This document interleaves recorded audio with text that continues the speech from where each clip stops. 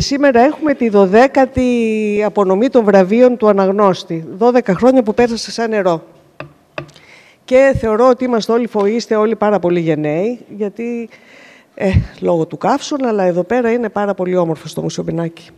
Λοιπόν, κάθε χρόνο, στα μέσα Ιουνίου και πριν τα καλοκαιρινά διαβάσματα, η κοινότητά μας, συγγραφείς, εικονογράφοι, επιμελητές, μακετίστες, εκδότες, βιβλιοπόλες, οι γνωστοί, οι σταθεροί και οι νεότεροι, μαζεύεται για τα βραβεία των καλύτερων βιβλίων της χρονιάς. Τώρα είναι τα βιβλία της χρονιάς 2023. Τα βιβλία που βραβεύτηκαν από τις κριτικές επιτροπές του αναγνώστη, 7 άτομα ήταν στην Επιτροπή των Παιδικών Βιβλίων και των Νεανικών Βιβλίων, 5 ήταν στα παιδικά νεανικά και 7 για τα διαφορετικά είδη βιβλίων ενηλίκων. Ο αναγνώστης, φαντάζομαι ότι το ξέρετε καλά, δεν είναι ένα άλλο ηλεκτρονικό περιοδικό. Είμαστε πάντα πολύ ανήσυχοι και πάντα μέσα στα πράγματα και είμαστε και παρεμβατικοί, τουλάχιστον αυτό θέλουμε. Ξεκινήσαμε πέρσι λοιπόν με το συνέδριο για τη λογοτεχνία του 21ου αιώνα και πρόσφατα κυκλοφόρησε το βιβλίο με τα υλικά του συνεδρίου, προσφορά των εκδόσεων Ιολκός, και από εδώ ευχαριστούμε τον κύριο Κωνσταντίνο Κορίδη. Και φέτος συνεχίσαμε με ένα άλλο συνέδριο, το οποίο είχε τον λίγο παράξενο τίτλο «Περιπατητικό». Ήταν λοιπόν ένα συνέδριο περιπατητικό σε 3 βιβλιοπωλεία του κέντρου, στο Επιλέξη, το Free Thinking Zone και το Έναστρον. Ήταν μια συζήτηση μεταξύ συγγραφέων, κριτικών και κοινού. Από εκείνο το πολύ όμορφο πρωινό του Σαββάτου θα δούμε ένα βίντεο, γιατί δεν χρειάζεται να σας τα πω εγώ, θα τα δείτε στο βίντεο. Λοιπόν...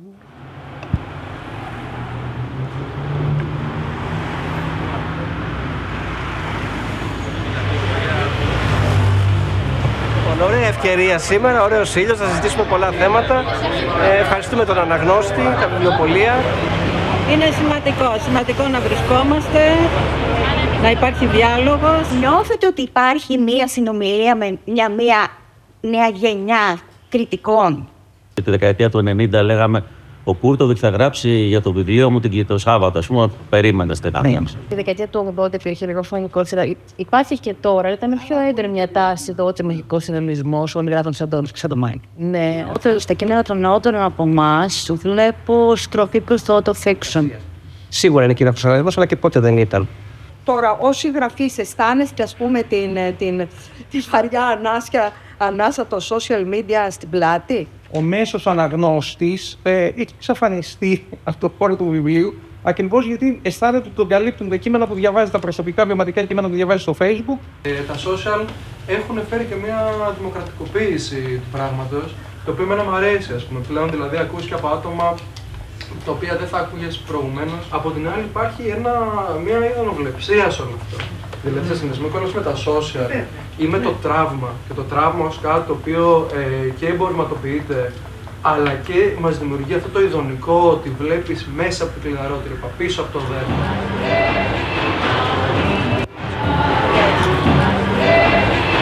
Μπορούμε αλήθεια να μιλάμε για ατροφική λογοτεχνία ελληνική?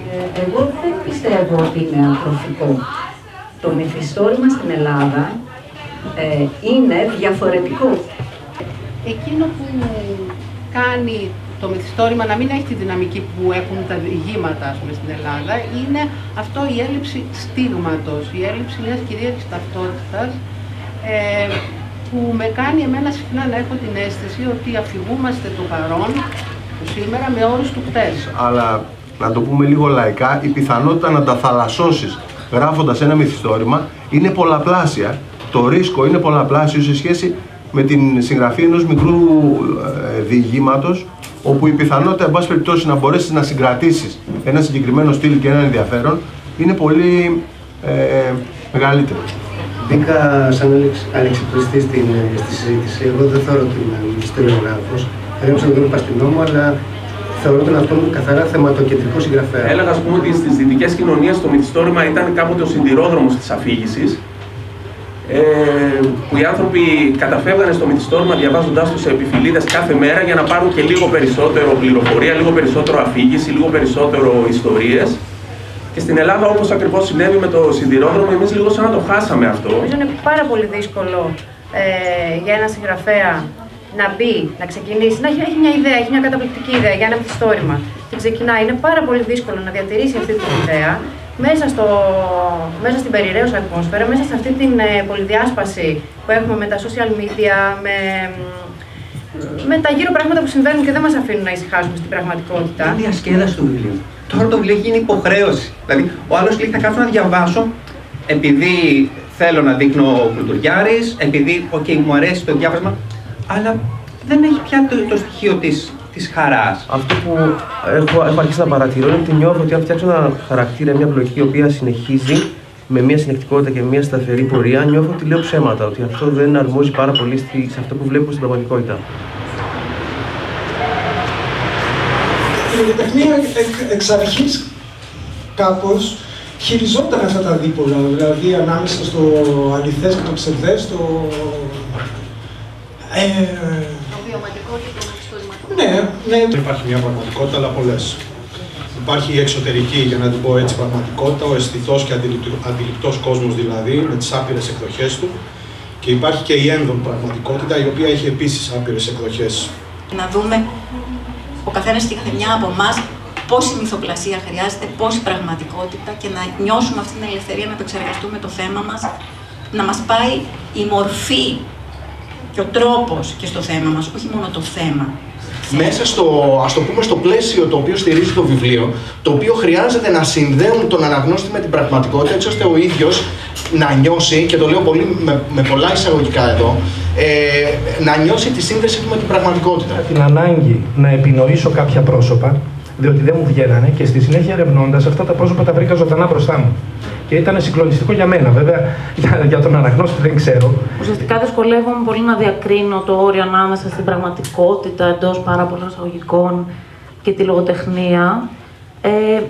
Για να είμαι ειλικρινής, δεν νομίζω ότι υπάρχει όντως όριο. Δηλαδή, είναι μια φιλολογική σκέψη ότι υπάρχει όριο. Είναι μια εκ των υστέρων ιδέα. Είμαι πολύ χαρούμενη που είμαι εδώ με τους... Νιώθω ότι είμαι συνένοχη στο αμάρτημα της μυθοπλασίας και είναι και οι υπόλοιποι εδώ. Προσωπικά μιλώντας, αν θεωρούμε την πραγματικότητα μια θεματική δεξαμενή, τα έργα που έχω γράψει μέχρι στιγμής δεν έχουν την παραμικρή σχέση με αυτό. Αυτή η ερώτηση, τι είναι πραγματικά πραγματικό, νιώθω ότι μεταλανίζει ειδικά τα τελευταία χρόνια. Νομίζω ότι λείπει σε όλους η αφορμή και η συνθήκη του να μπορούμε να ανταλλάσσουμε ιδέες και απόψεις γύρω από την ελληνική λογοτεχνία.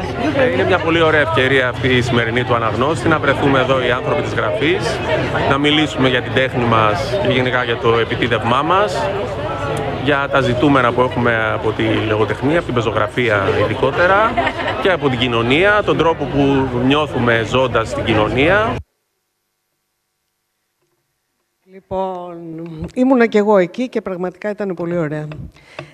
Τον τελευταίο χρόνο οι συνεργάτες μας πολλαπλασιάζονται συνέχεια δηλαδή, και δημιουργήθηκαν και καινούργιες στήλες στο περιοδικό. Η πιο πρόσφατη έχει τον τίτλο «Η επαναμάγευση του κόσμου» και έχει σχέση με τη φωτογραφία. Την υπογράφει ο συγγραφέας και φωτογράφος Φώτης Θαλασσινός, που γυρνάει στο κέντρο της Αθήνας και φωτογραφίζει και σχολιάζει διάφορα αξιόλογα και περίεργα πλάσματα. Η άλλη στήλη, με τον εφάνταστο τίτλο «Ζωγράφησέ μου ένα αρνί», όντως πολύ εφάνταστος τίτλος, Θέλω να πω ότι δεν προσγειώθηκε ο Σεντ-Εξουπερί, ας πούμε, στον αναγνώστη, προσγειώθηκε η ιδέα του. Λοιπόν, γιατί όπως υπάρχουν 1000 τρόποι να ζωγραφίσει ένα αρνί, ξέρουμε πως υπάρχουν και 1000 άλλοι να προσεγγίσει ένα βιβλίο. Υπάρχει ένα δίδυμο, λοιπόν, που κινεί αυτή τη στήλη. Είναι η Μαρία Τοπάλη, κριτικός, και η εκπαιδευτικός Νίκη Κωνσταντίνου Γουρού, που ενισχύουν τον τομέα των παιδικών βιβλίων, των βιβλίων για παιδιά και νέους, και συζητούν και αναπτύσσουν ένα διάλογο μεταξύ τους για τις παλιότερες και καινούριες εκδόσεις. Υπάρχει ένα μεγάλο ζήτημα που τυραννάει πάρα πολλούς από εμάς. Είναι το θέμα της ανάγνωσης των νέων. Γιατί πραγματικά είναι το θεμέλιο που στηρίζει την αγάπη για το βιβλίο. Πώς λοιπόν συμπεριφέρονται προς το βιβλίο οι μελλοντικοί αναγνώστες, κυρίες και κύριοι? Τι τους προσφέρεται με αλφαγιώτα και με έψιλον, τι διαβάζουν, πώς διαβάζουν και τι γίνεται στο σχολείο. Μια μικρή παρένθεση, φέτος ήταν η μοναδική χρονιά που το Υπουργείο Παιδείας δεν έστειλε εγκύκλιο για τις επισκέψεις των συγγραφέων στα σχολεία. Πάρα πολλοί συγγραφείς επισκέφθηκαν σχολεία, αλλά αυτό έγινε μόνο με πρωτοβουλία των εκπαιδευτικών. Το ζήτημα λοιπόν σιγοκαίει για χρόνια. Για το θέμα της ανάγνωσης στην παιδική ηλικία, το μέλλον της ανάγνωσης λοιπόν που είναι τα παιδιά, συζητήσαμε πέρσι στο Φεστιβάλ Βιβλίου των Χανίων και κατά διαβολική σύμπτωση η εκδήλωση έδεσε πάρα πολύ με τη φετινή πολύ σημαντική έρευνα για την ανάγνωση στην παιδική ηλικία που εκπώνησε για τον ΟΣΔΕΛ ο καθηγητής Νίκος Παναγιωτόπουλος και η ομάδα του και η οποία επιβεβαίωσε όσα εμπειρικά γνωρίζαμε εμείς που ασχολούμαστε με τα παιδιά και τα βιβλία τους. Επίσης, πάρα πολύ σημαντικό, πριν λίγες μέρες η ημερίδα Γραμματισμός και Δημοκρατία μας υπενθύμησε πως αν δεν διαβάζεις, με ό,τι και αν σημαίνει διαβάζω, δεν είσαι σε θέση να κρίνεις, να ξεχωρίσεις την άποψη από το γεγονός, να απομονώσεις τα fake news, τα οποία κυκλοφορούν αβέρτα. Την ημερίδα οργάνωσε το «Διαβάζοντας μεγαλώνω». Το λέει ο τίτλος τι είναι. Διαβάζουμε από την πρώτη μικρή παιδική ηλικία. Την διοργάνωσε λοιπόν το «Διαβάζοντας μεγαλώνω» σε συνεργασία με το EU Read, ένα ευρωπαϊκό κονσόρτσιουμ οργανώσεων για την πρόθεση ανάγνωσης. Και φυσικά δεν μπορούμε να ξεχάσουμε τα 10 χρόνια που γιόρτασε ακριβώς αυτό το χώρο, το Library for All, ο φορέας που έχει διαθέσει περισσότερο από 1 εκατομμύριο βιβλία σε νηπιαγωγεία και δημοτικά της επικράτειας και σε κοινότητες του εξωτερικού. Είμαστε μαζί τους. Η ιδιωτική πρωτοβουλία, λοιπόν, κάνει θαύματα. Δυστυχώς ξέρουμε ποιος δεν κάνει θαύματα. Θαύματα δεν κάνει το κράτος. Εννοώ, όπως καταλαβαίνετε, το νέο φορέα του βιβλίου. Ακόμη όλα είναι ρευστά και περιμένουμε. Για τον αναγνώστη, λοιπόν, αυτά τα χρόνια σημαίνουν πολύτιμες συνεργασίες. Είναι μάλλον 12 χρόνια γεμάτα που μας τιμάται ο καθένας από το πόστο του. Σταθεροί συνοδοιπόροι, οι εκδότες και τα επιτελεία τους. Συνήθως δεν αναφερόμαστε στα επιτελεία των εκδοτών, οι οποίοι μας βοηθάνε πάρα πολύ κατά τη διάρκεια της χρονιάς και για τη διοργάνωση των βραβείων. Ευχαριστίες στα μέλη των κριτικών επιτροπών. Φυσικά ευχαριστίες στη Φραντζέσκα Ντόγκα, την βίντεο artist και την Αγγελική Μπασκόζου που είναι καλλιτεχνική σχεδιάστρια και στο φίλο μας Βασίλη Τζαβάρα που μας παίζει μουσική σήμερα το βράδυ. Και ευχαριστίες στο Μουσείο Μπενάκη που μας φιλοξενεί τόσα χρόνια και έχουμε δεθεί μαζί του.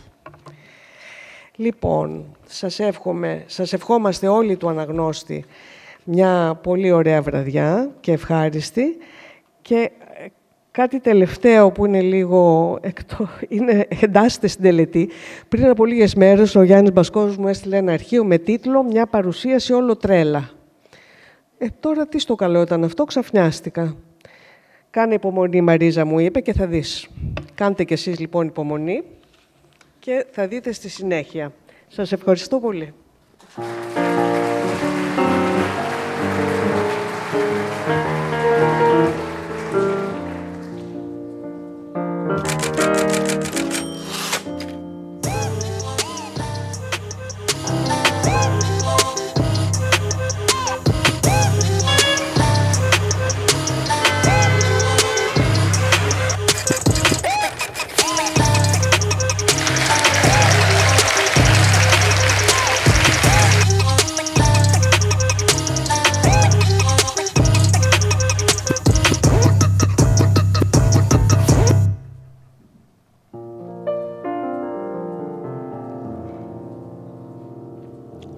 Καλησπέρα. Ας ξεκινήσουμε. Έχουμε ανακοινώσει ότι το μεγάλο τιμητικό βραβείο απονέμεται φέτος στην ομότιμη καθηγήτρια του Πανεπιστημίου για το σύνολο του έργου της, την Λίζη Τσιριμόκου. Για τη Λίζη Τσιριμόκου και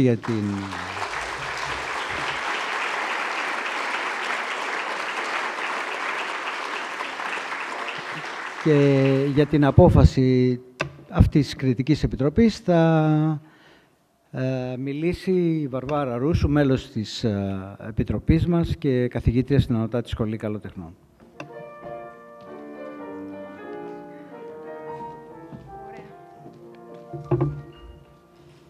Καλησπέρα σας και από μένα.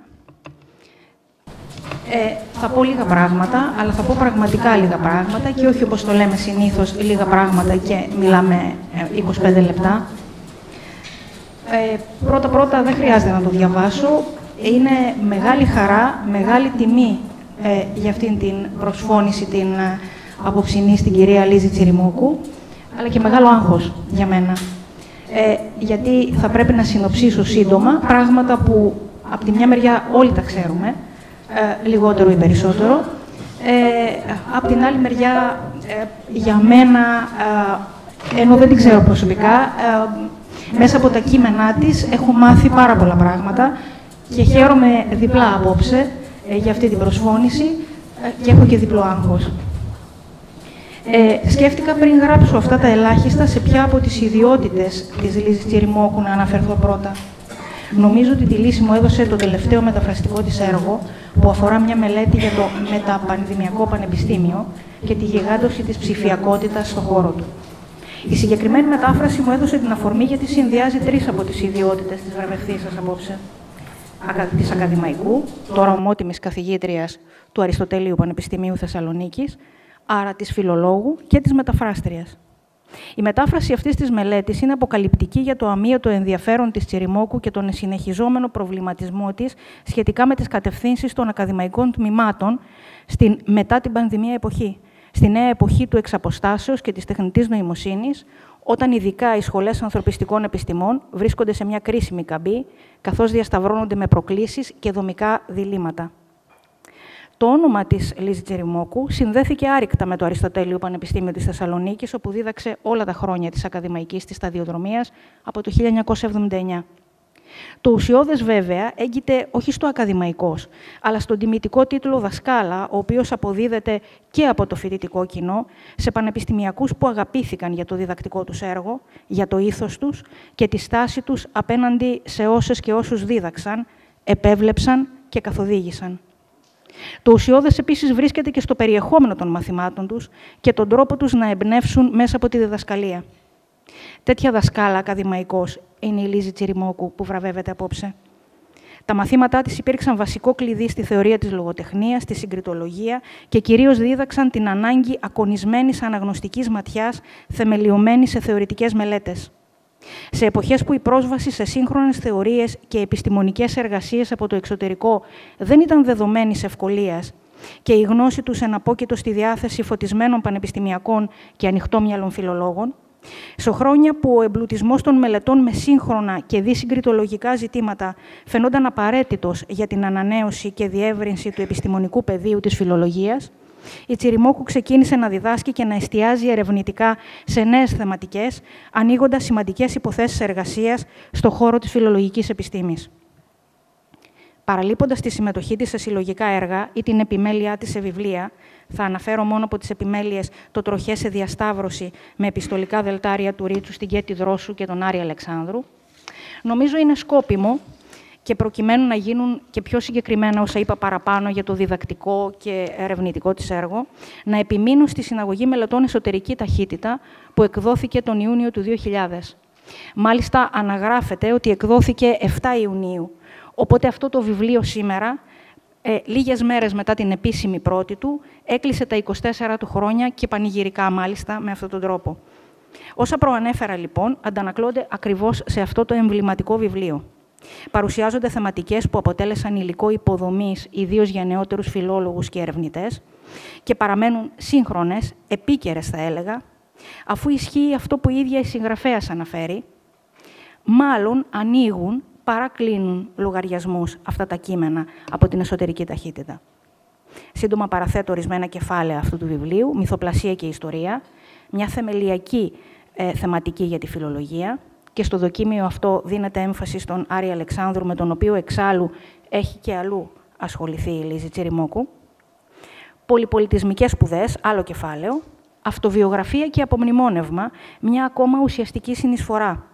Στην εκτεταμένη συζήτηση των τελευταίων ετών για αυθιστόρηση και αυτομυθοπλασία, κρίνεται αναγκαία η επιστροφή σε κείμενα ρίζες, όπως αυτό της Τσιριμόκου.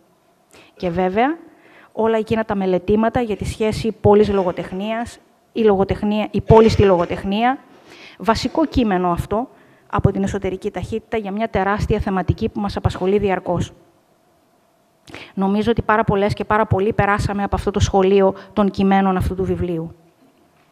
Απ' την άλλη μεριά, ως μεταφράστρια, η Λίζη Τσιριμόκου έχει στο ενεργητικό της μεταφράσεις έργων της παγκόσμιας λογοτεχνίας. Θα αναφέρω πολύ σύντομα μόνο το Μετέωρι του Μισελ Τουρνιέ, αλλά και άλλων έργων, όπως το πολύ σημαντικό, που τουλάχιστον το χρησιμοποιούμε και γυρίζουμε συνέχεια στα δικά μου τα μαθήματα, σε αυτό το βιβλίο, περί της ουσίας του γέλιου και γενικά περί του κωμικού στις πλαστικές τέχνες του Μποντλέρ. Εδώ αναδεικνύεται ο ιδιαίτερος τρόπος της Τσιριμόκου με τη γλώσσα, που εξάλλου χαρακτηρίζει όλα τα κείμενά της. Άφησα για το τέλος την ιδιότητά της ως κριτικού, εξίσου όμως σημαντική, και μάλιστα διαρκή, μια διαρκής παρουσία. Το διακριτό ύφος της εντοπίζεται από τα πάγια γνωρίσματά του. Σαφήνεια, ευστοχία, επιστημονικός λόγος αλλά με ροή, αναγνωστική οξύτητα, συχνές προτάσεις συναναγνώσεων χωρίς ίχνος επιδρασιθυρίας, η λέξη είναι δική της από δικό της κείμενο. Όλα τα παραπάνω συναρμόζονται σε κείμενα αξιοθαύμαστης ισορροπίας μεταξύ θεωρητικών προταγμάτων και προσήλωσης στα ίδια τα κείμενα. Τέμνουν την επιφάνεια των βιβλίων, ανατέμνουν τη σύνθεσή τους, θέτοντας ερωτήματα, επισημένοντας μάλιστα και ρογμές, χωρίς ποτέ αυτά τα κείμενα να γίνονται φιλολογικά αποστεωμένα. Επέμεινα περισσότερο στα κριτικά της κείμενα, γιατί για όλους εμάς που ασχολούμαστε με την κριτική, αποτελούν υποδείγματα.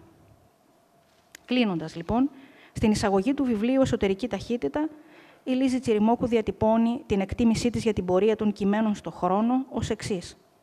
Τα κείμενα είναι οχήματα της ιστορικότητάς μας και μεταφέρουν στο μέλλοντα χρόνο συγκεκριμένα στιγμιότυπα της πνευματικής ετοιμότητας ή ακαμψία μας. Ο μέλλον χρόνος, λοιπόν, τα 24 χρόνια που πέρασαν, απέδειξαν και αποδεικνύουν διαρκώς μόνο πνευματική ετοιμότητα και εγρήγορση, ορατή και στις κριτικές που πολύ συχνά διαβάζουμε, πάντα ανυπόμονα για την ιδιαίτερη ματιά τους. Έτσι, απόψε, στην ακαδημαϊκή φιλόλογο μεταφράστρια ενεργή κριτικό Λίζη Τσιριμόκου, στις οποίες το έργο ακροθυγώς μόνο αναφέρθηκα, απόψε απονέμεται από τον αναγνώστη το μεγάλο βραβείο και για αυτή τη βράβευση έχουμε μεγάλη χαρά. Σας ευχαριστώ.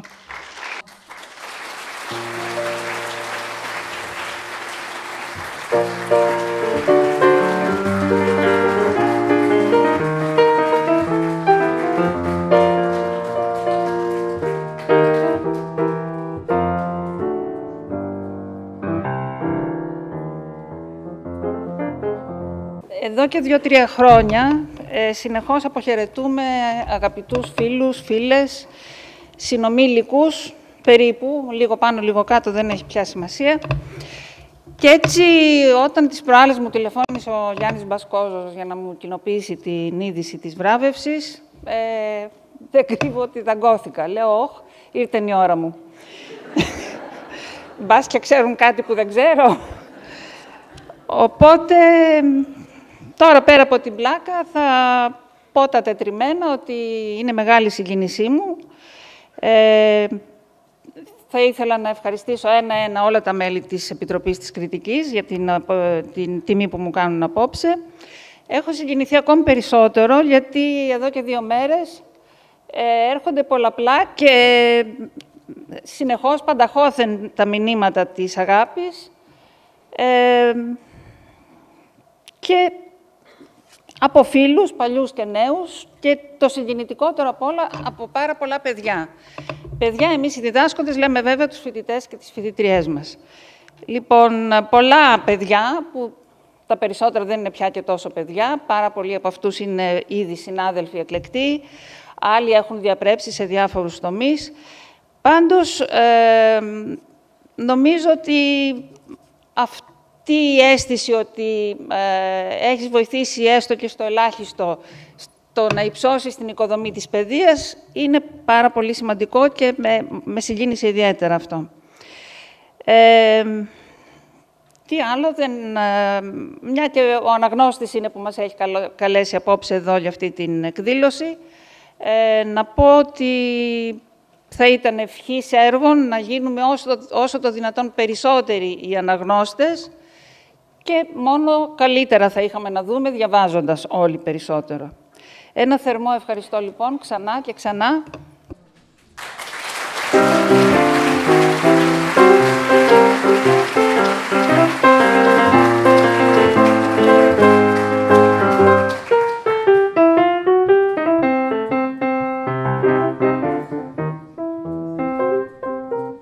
Το επόμενο βραβείο το έχουμε ήδη ανακοινώσει, είναι το βραβείο το αφιερωμένο στη μνήμη του φίλου μας και καλού συγγραφέα, του Νίκου του Θέμελη.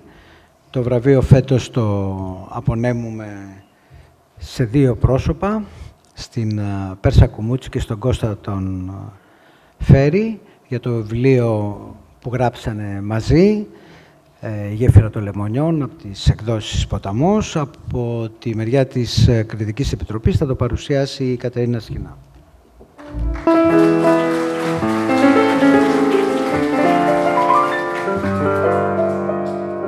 Καλησπέρα και από μένα. Λίγα θα πω κι εγώ. Ως γνωστόν, το βραβείο του Νίκου Θέμελη είναι το ειδικό βραβείο που απονέμεται από τον αναγνώστη σε υβριδικά αφηγηματικά κείμενα που κινούνται μεταξύ μυθοπλασίας, βιογραφίας, μαρτυρίας και χρονικού και περιστρέφονται γύρω από τα θέματα που απασχολούσαν τον Νίκο Θέμελη, κυρίως γύρω από την ιδέα της μεγάλης περιπέτειας του ελληνισμού ανά τον κόσμο. Και το απονέμουμε φέτος το βραβείο αυτό στο βιβλίο του Κώστα Φέρη και της Πέρσας Κουμούτση, «Η γέφυρα των Λεμονιών», το οποίο είναι ένα αυτοβιογραφικό σενάριο που είχε αρχίσει να γράφει ο Κώστας Φέρης, ο σκηνοθέτης Κώστας Φέρης. Στην πρώτη μορφή ήταν σενάριο. Τον μετέπλασε αφηγηματικά επίσης Αιγυπτιώτης, όπως και ο Φέρης, Πέρσα Κουμούτση. Το δούλεψε με επιμέλεια και αγάπη. Διατήρησε το προσωπικό ιδίωμα του συγγραφέα, του πρώτου συγγραφέα, το χιούμορ και την νοσταλγία που διαπερνούσε το κείμενο του Φέρη, αλλά και το γοργό κινηματογραφικό ρυθμό που αποκαλύπτει την καταγωγική του αφετηρία. Είναι ένα βιβλίο που θα μπορούσαμε να το πούμε αφήγημα ενηλικίωσης. Παρακολουθεί το μικρότερο γιο μιας ελληνικής οικογένειας, τον Τάκη, να μεγαλώνει στο προπολεμικό Κάιρο, στο πολεμικό Κάιρο και λίγο αργότερα, στη φτωχογειτονιά της Ούμπρα Μάσρ, πέρα από το αστικό κέντρο της πόλης, με το οποίο την συνδέει η Κούμπρη Ελ-Λεμούν, η γέφυρα των Λεμονιών. Εκεί βρίσκεται το ελληνικό ζαχαροπλαστείο Μασκότ και το μαγαζί του Ασούρ με τα γνωστά φιστίκια του. Εκεί και η τριόροφη μικρή πολυκατοικία με την παράξενη αυλή, που ζουν αρμονικά Έλληνες, Καθολικοί και Ορθόδοξοι, Εβραίοι και Μουσουλμάνοι, ενώ τα παιδιά που συγκροτούν, όπως γράφει το βιβλίο, μια πολυεθνική άτακτη συμμορία, παίζουν υπό το προστατευτικό βλέμμα της Σαλάχ, της θεατοποιητικής καλόγνωμης θεότητας της αυλής, που παρακολουθεί τα πάντα θρονιασμένη στο μπαλκονάκι της και μαζί καθαρίζει φασολάκια, μπάμιες, κανονίζει τα ψώνια της ημέρας και όλα αυτά. Ύστερα έρχεται ο πόλεμος. Η Αιγυπτιακή Επανάσταση του 1952, η ανατροπή του βασιλιά Φαρούκ, η βαθιά πολιτική, οικονομική και κοινωνική αλλαγή της Αιγύπτου, οι τίτλοι τέλους με δύο λόγια για αυτή την κοσμοπολίτικη εποχή της Μεσογείου. Και στο μεταξύ ο μικρός Τάκης, συνεπαρμένος από νωρίς από το όνειρο της Ελλάδας, του έρωτα και της κοινοθυσίας, 3 όνειρα έχει μεγαλώσει και ετοιμάζεται να αποχαιρετήσει την Αίγυπτο, οδεύοντας προς το μέλλον όλων εκείνων που γεννήθηκαν, όπως γράφει, στα γενναιόδωρα σπλάχνα της, αλλά δεν ανήκουν ολοκληρωτικά σε αυτήν. Το νοσταλγικό αυτό αφήγημα του Κώστα Φέρη και της Πέρσας Κουμούτση, που συναρτά την προσωπική περιπέτεια ενός νεαρού Αιγυπτιώτη με τη σύγχρονη ιστορία της Αιγύπτου ως την άνοδο του Νάσερ και την εθνικοποίηση της διόρυγας του Σουέζ, ανακαλεί τον ανεπίστρεπτα χαμένο κόσμο των κοσμοπολίτικων κέντρων της Μεσογείου. όλων εκείνων των πόλεων όπου συναντήθηκαν και συνυπήρξαν για αιώνες διαφορετικές θρησκείες, συστήματα ιδεών, τρόποι ζωής. Πόλεων που υπήρξαν χωνευτήρια και γι' αυτό τόποι πολλαπλών ταυτοτήτων και ανοιχτών οριζόντων, τόποι ελευθερίας εν τέλει. Γι' αυτό και η γέφυρα των Λεμονιών, καθώς εξελίσσεται σαν επεισόδιο στο μακρότατο βίο μιας τέτοιας ακριβώς πόλης, του Καΐρου, θέτει υπόρρητα πλήθος ερωτήματα γύρω από την έννοια της ταυτότητας, της πατρίδας και του ανήκειν. Αν η Ελλάδα ήταν το όνειρό μας, στην Αίγυπτο είχαμε αφήσει την ψυχή μας, είναι η ακροτελεύτια φράση του βιβλίου. Και αυτή η ψυχή πάλεται στις σελίδες που συνέγραψαν οι δύο Αιγυπτιώτες που βραβεύουμε σήμερα, ο Κώστας Φέρης και η Πέρσα Κουμούτσι, δίνοντάς μας μια γλαφυρή μαρτυρία για μια πόλη που έμοιαζε με μικρογραφία του κόσμου, για μια εποχή που σαρώθηκε από την ιστορία και για τα πρόσωπα που τη βίωσαν αυτή την εποχή σε όλη της τη φαντασμαγορία. Καλώ λοιπόν την κυρία Μαριάννα Θέμελη να απονείμει το βραβείο, την κυρία Πέρσα Κουμούτσι να το παραλάβει, όπως και την εκδότρια του βιβλίου, την Αναστασία Λαμπρία, επί σκηνής.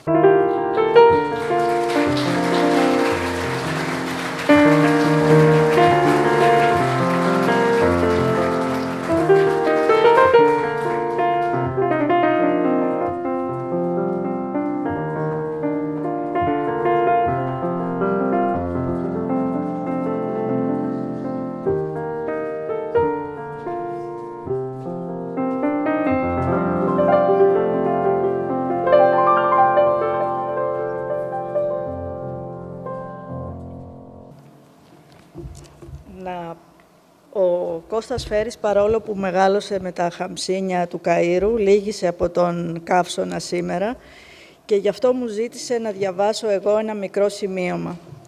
«Ζητώ συγγνώμη για την απουσία μου, ας όψετε ο Καύσωνας. Ευχαριστώ πρώτα απ' όλα την καλή μου φίλη Αναστασία Λαμπρία που με τόσο αγάπη φρόντισε την έκδοση της Γέφυρας των Λεμονιών. Ευχαριστώ φυσικά το περιοδικό Αναγνώστες για τη βράβευση του βιβλίου, αλλά και την Κριτική Επιτροπή στο σύνολό της. Ιδιαίτερα όμως ευχαριστώ την κυρία Κατερίνα Σχοινά που χρόνια τώρα προσπαθούσα να γνωρίσω. Η ενοχή μου που δεν τα κατάφερα τότε απαλύνεται σήμερα, γιατί επιβεβαιώνομαι άλλη μια φορά για το όνειρό μου ή την πεποίθησή μου πως ο κόσμος είναι μικρός και πως πάντα όλοι με κάποιο τρόπο θα συναντηθούμε. Κώστας Φέρης. Σας ευχαριστώ.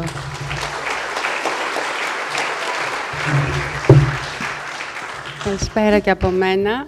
Είναι πραγματικά πολύ συγκινητική στιγμή για μένα, αλλά πιστέψτε με, η χαρά είναι μισή, γιατί απουσιάζει ο Κώστας Φέρης, ο οποίος πια τα τελευταία 2 χρόνια είναι κυρίαρχο πρόσωπο στη ζωή μου, αφού συμπορευτήκαμε μυθοπλαστικά, οικειοποιήθηκα την προσωπικότητά του, μπήκα στην ψυχή του, στο μυαλό του και έπρεπε να τον ανακαλύψω για να αποδώσω αυτά που ήθελε να πει ο ίδιος. Πιστεύω ότι θα χαιρόταν πολύ αν δεν έκανε τόση ζέστη να έρθει. Τον αγαπάμε. Εγώ ευχαριστώ τον Αναγνώστη, το περιοδικό, την Κριτική Επιτροπή για την πολύ μεγάλη αυτή τιμή. Βέβαια την εκδότρια που φρόντισε το βιβλίο, κυρίως τον Κώστα που μου εμπιστεύτηκε τις μύχες του, τα μύχια του και τα εσωτερικά του συναισθήματα. Ευχαριστούμε. Μπράβο και στους δυο τους.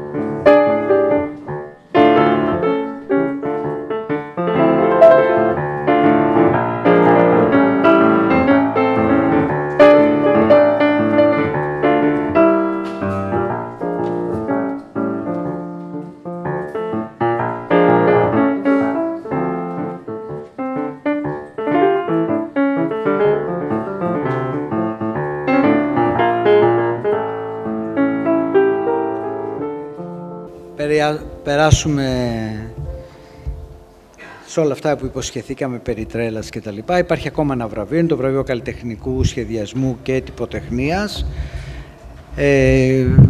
Δεν το έχουμε ανακοινώσει, θα μας το ανακοινώσει ο Δημήτρης ο Αρβανίτης, ο μέλος της Κριτικής Επιτροπής, που αποτελείται από τον Γιώργο τον Μαθιόπουλο και τον Γιάννη τον Κουρούδη. Ορίστε και να μάθουμε κι εμείς.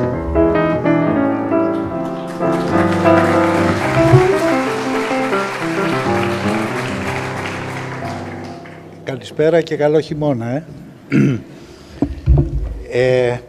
Πριν πω δύο πράγματα για να υπενθυμίζουμε συνεχώς τι ακριβώς κάνει αυτή η Επιτροπή, θέλω να σας πω για μία επαγγελματική ιδιότητα σε σύγχυση στην Ελλάδα.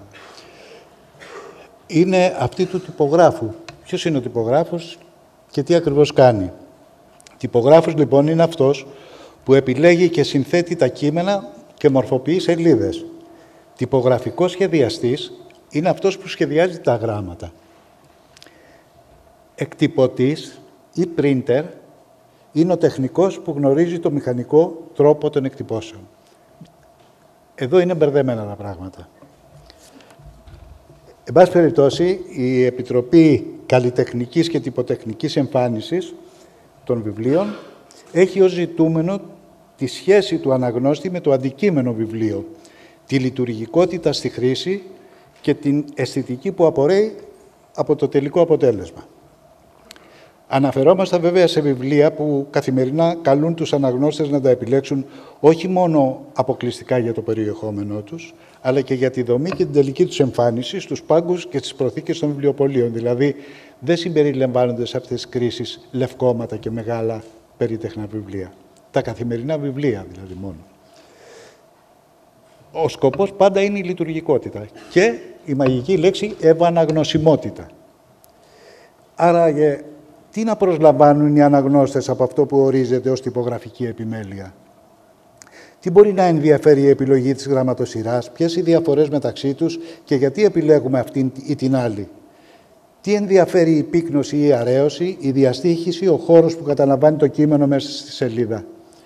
Στην τυπογραφία, από την εποχή των κινητών στοιχείων μέχρι σήμερα, οι βασικές αρχές αποτελούν και τη βάση αυτής της τέχνης. Οι νέοι τυπογράφοι, που μακάρι να έχουμε αρκετούς, μπορούν να έχουν καλές σπουδές και γνώσεις, νέα τεχνολογικά μέσα και μακάρι να ασχοληθούν με αγάπη που συχνά ίσως να φτάσει και μέχρι το πάθος. Οι αναγνώστες δεν είναι ανάγκη να παρακολουθούν τη σκέψη του τυπογράφου διαβάζοντας τα κείμενα. Ο τυπογράφος, ακολουθώντας στέρεους κανόνες λοιπόν, προτείνει το συντακτικό της τυπογραφικής του σύνθεσης, ώστε το κείμενο να είναι ευανάγνωστο. Τα υπόλοιπα είναι πολλά για να τα παριθμίσουμε. Όταν επιλέγουμε βιβλία, μην περιορίζουμε το ενδιαφέρον μας μόνο στο περιεχόμενο. Άλλωστε λέμε το περιεχόμενο ανήκει στον συγγραφέα, η τυπογραφία και η εκτύπωση ανήκει στο σχεδιαστή και στον τυπογράφο. Η εξοικείωσή μας όμως με αυτή την τυποτεχνική και τυπογραφική εμφάνιση του βιβλίου μας ωφελεί γενικότερα. Η γνώση θα δημιουργήσει ασπίδα προστασίας και απέτηση για άρτια έκδοση βιβλίων. Ακολουθεί η βιβλιοδεσία. Είναι το τελευταίο καθοριστικό στάδιο για την τελική διαμόρφωση της έκδοσης.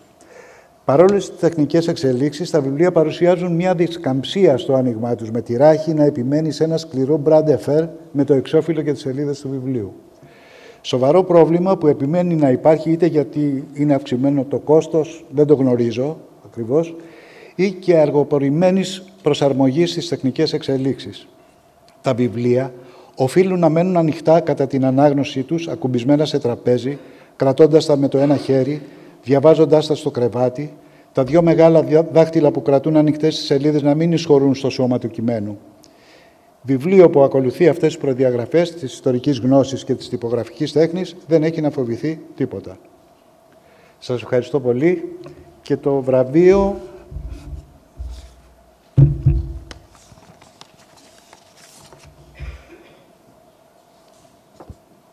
Αχιλλέας Τζάλας, ο σχεδιαστής του βιβλίου της Λίδας Καζαντζάκη από τις εκδόσεις Ροδακιό, «Χωρίς επαφή».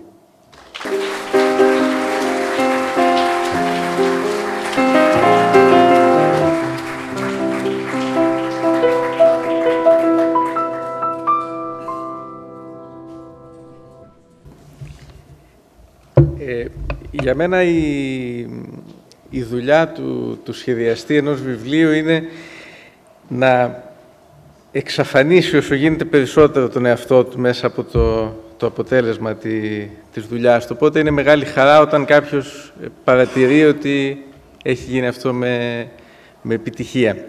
Ευχαριστώ πολύ.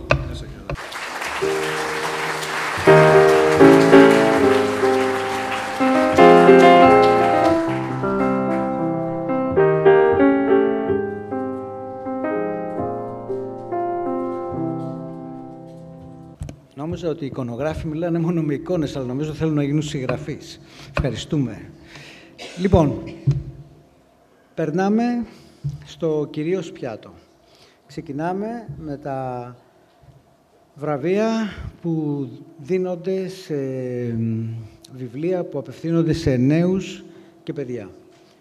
Από τη μεριά της Κριτικής Επιτροπής των βιβλίων, της Κριτικής Επιτροπής που διαβάζει τα βιβλία που απευθύνονται σε νέους και παιδιά, καλώ την Χαρά Μαραντίδου, εικαστικό και μέλος της Επιτροπής φυσικά, να μας τα παρουσιάσει.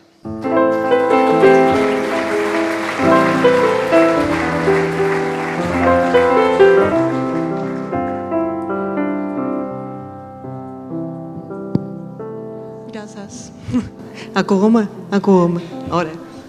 Πάω κατευθείαν. Ξεκινάω για να μου φύγει η αγωνία.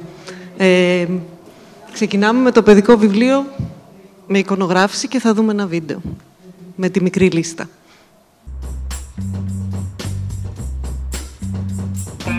Ματθαίος Αμαντιάδης, Αλίκη Γιαννάκη, το νησί του Ίσιν. Εικονογράφηση Ρένια Μεταλλινού. Εκδόσεις Μάρτης. Νίκος Αντωνίου, Μία θέση στον ήλιο. Εικονογράφηση Ντανιέλα Σταματιάδη. Εκδόσεις Καστανιώτης. Εύη Γεροκώστα. Σημάδια. Εικονογράφηση Ντανιέλα Σταματιάδη. Εκδόσεις Μετέχμιο. Αλέξης Κυριτσόπουλος. Η μπάλα. Εκδόσεις Ίκαρος. Μαρία Λικάρτσι. Κανονικά. Εικονογράφηση Ντανιέλα Σταματιάδη. Εκδόσεις Καστανιώτης. Αντώνης Παπαθεοδούλου. Εξετάσεις για την Αϊβασιλική Ακαδημία. Εικονογράφηση Μυρτώ Δελιβοριά. Εκδόσεις Παπαδόπουλος. Φωτεινή Στεφανίδη. Το Κοτσίφι. Εκδόσεις Καλλιδοσκόπιο.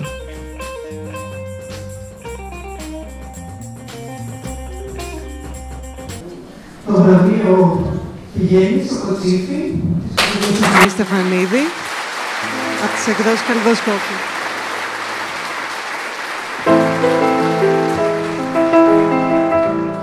Είναι εδώ η Φωτεινή.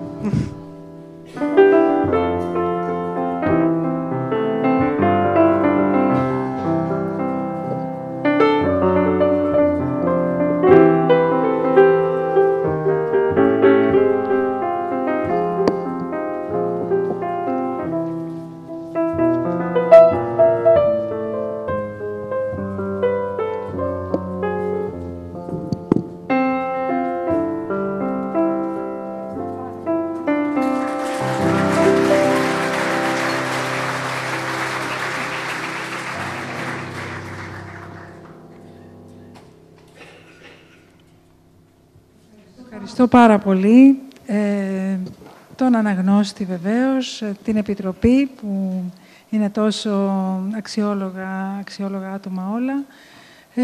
Το ναι της εκδότριάς μου, της Αλέξας Αποστολάκη στο Καλλιδοσκόπιο για ένα βιβλίο που δεν έχει λόγια, που η ανάγνωσή του αφορά αποκλειστικά τις εικόνες και μάλιστα για ένα θέμα που με απασχόλησε χωρίς να έχω σκοπό βέβαια να το κάνω βιβλίο πάρα πολλά χρόνια. Τι να πω, αγάπη στα παιδιά, στα πουλιά, στα παλιά σπίτια, στα δέντρα. Ευχαριστώ πάρα πολύ. Καθίστε. Τα είπατε όλα, απαντήσετε σε όλες τις ερωτήσεις, οπότε δεν θα κάνω καμία. Αλλά Θα κάνω το τελευταίο που έχω να κάνω σε όλους. Θα σας δώσω ένα δώρο. Μικρό. Το βρήκα σήμερα. Άμα ποτέ θέλετε να καλέσετε ένα κοτσίφι. Ναι. Μισό λεπτό. Θα πρέπει να κάνετε προπόνηση. Πήρα ένα και για μένα, για να δω αν έρχονται. Είναι μια σφυρίχτρα που φωνάζει τσίχλες και κοτσίφια. Οπότε, πάρτε τη δικιά σας. Είναι...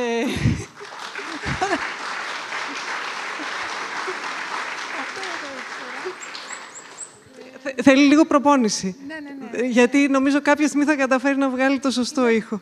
Τόσο πολύ τεντώνω τα αυτιά μου από όλο το χρόνο και να ακούσω το παραμικρό, οπότε και με αυτό μάλλον θα έχουμε... Και εγώ το ίδιο κάνω και από τον Νοέμβριο τα ακούω πάρα πολύ. Είναι μαγικό να ακούς τα πουλιά. Νομίζεις ότι σου μιλάνε. Είναι οι παράλληλες ζωές που περνούν απαρατήρητες, αλλά είναι πάρα πολύ δυνατές, ισχυρότατες. Ωραία. Ευχαριστούμε πάρα πολύ. Και εγώ. Για όλα.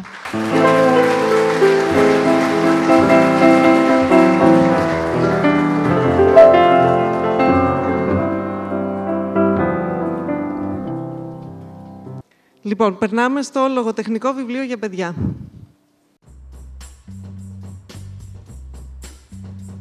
Σοφία Δάρτζαλη. Μα πού πήγαν όλοι. Εικονογράφηση Βασίλης Κουτσογιάννης. Εκδόσεις Μετέχμιο. Βαγγέλης Ηλιόπουλος. Ο ξάδερφός μου είναι σκιά. Εικονογράφηση Κωνσταντίνος Έσλιν. Εκδόσεις Νομική Βιβλιοθήκη. Μάνος Κοντολέων. Με το ίδιο όνομα. Εικονογράφηση Φωτεινή Στεφανίδη. Εκδόσεις Καλλιδοσκόπιο. Αντώνης Μιλονάκης. Λίλη και Άλεξ. Μια ιστορία φαντασμάτων. Εικονογράφηση Γεωργία Μαυρομάτη. Εκδόσεις Καστανιώτης. Μαρία Παπαγιάννη. Η Διδό και η Μαύρη Βίβλος. Εικονογράφηση Διονύσης Διγώνης. Εκδόσεις Πατάκη. Αγάπη Παπουτσάκη. Το κόκκινο θηρίο. Εικονογράφηση Τόμικ Γιωβάνης. Εκδόσεις Πατάκης. Γρηγόρης Χαλιακόπουλος. Το φάντασμα της βιβλιοθήκης. Εικονογράφηση Απόστολος Βέτας. Εκδόσεις Καλλιδοσκόπιο. Το βραβείο πηγαίνει στον «Ο ξάδερφός μου είναι σκιά» του Βαγγέλη Ηλιόπουλου. Εικονογράφηση Κωνσταντίνος Έσλιν.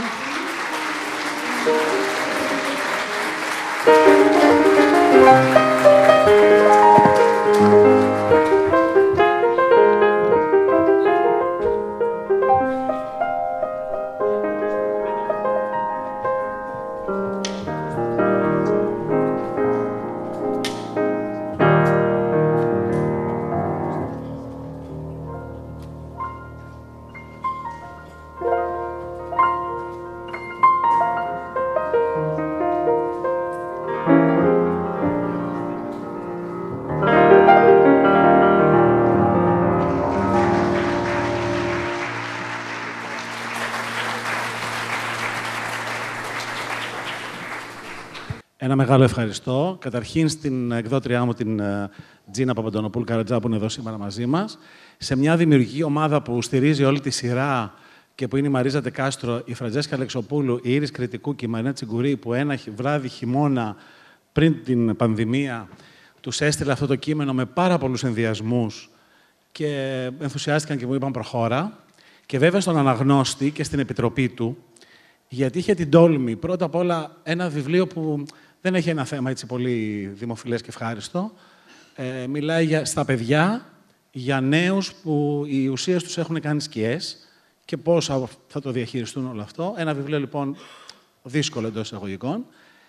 Και επίσης ένα βιβλίο που φαντάζομαι τους κούρασε πάρα πολύ την Επιτροπή, που δεν νομίζω μπορεί να το κατατάξει κανείς σε κάποια κατηγορία από αυτές που ξέρουμε. Αλλά νομίζω ότι αυτή είναι η δουλειά των κριτικών, εμείς να γράφουμε και εκείνοι να βρουν πού ταιριάζουν τα βιβλία μας.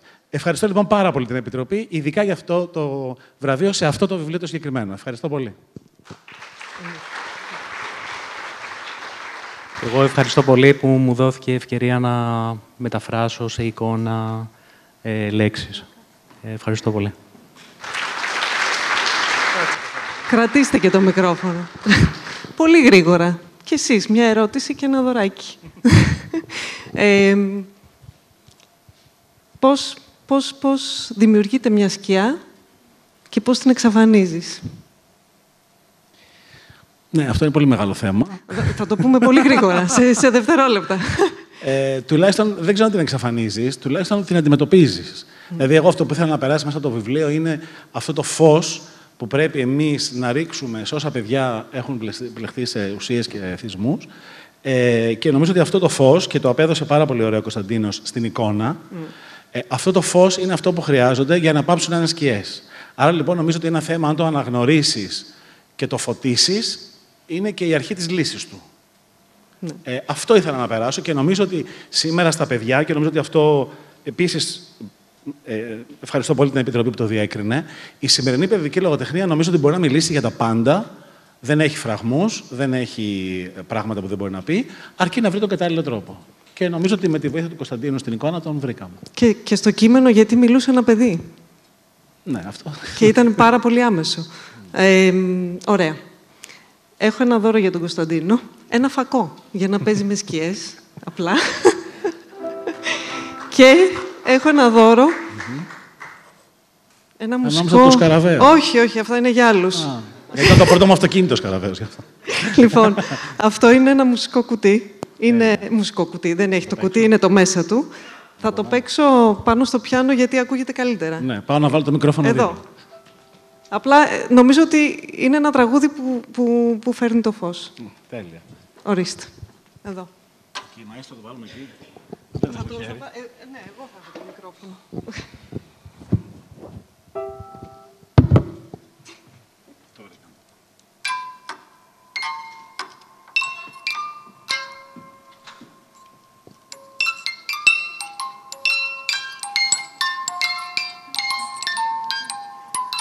Τέλεια.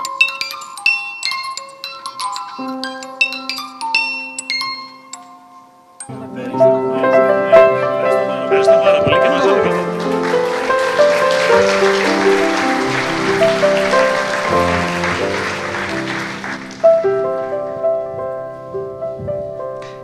Τρίτο βραβείο για λογοτεχνικό βιβλίο για εφήβους. Μάνος Κοντολέων, ποτέ πιο πριν. Εκδόσεις Πατάκης. Αλεξάνδρα Μητσιάλη, οι μέρες που δακρύζουν. Εκδόσεις Πατάκης. Γιώργος Χατζόπουλος, Αγριόπαπιες. Όνειρο τρίτο, η απελευθέρωση. Εκδόσεις Πατάκης. Κώστας Τοφόρος, το τέλος του παιχνιδιού. Περιπέτεια στο Αιγαίο. Εκδόσεις Κέντρος.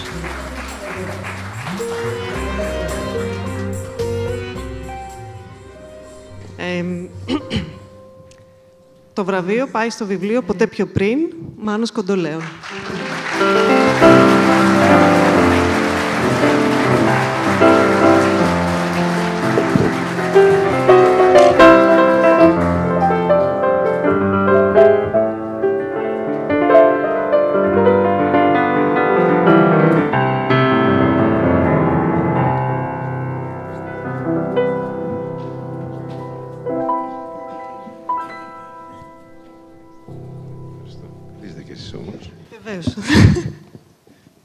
Θα αρχίσετε να μιλάτε κι εσείς. Τι? Θα αρχίσετε να μιλάτε κι εσείς πριν κάνω ερωτήσεις. Όπως και οι προηγούμενοι. Νομίζω ότι αυτά που έχω να πω μάλλον θα καλύπτουν τις ερωτήσεις. Είμαι σίγουρη, γι' αυτό δεν κάνω τίποτα. Εγώ μόνο το δώρο θα δίνω από εδώ και πέρα. Σκέφτηκα, μιας και μιλάμε για εφήβους, και κάπως φαίνεται λίγο περίεργο ένας άνθρωπος που χρόνια πολλά πιο πριν ήταν έφηβος, να γράφει για εφήβους και να βραβεύεται, να χρησιμοποιήσω έναν τρόπο εφηβικό. Δηλαδή να τα διαβάσω το κείμενό μου από το κινητό μου.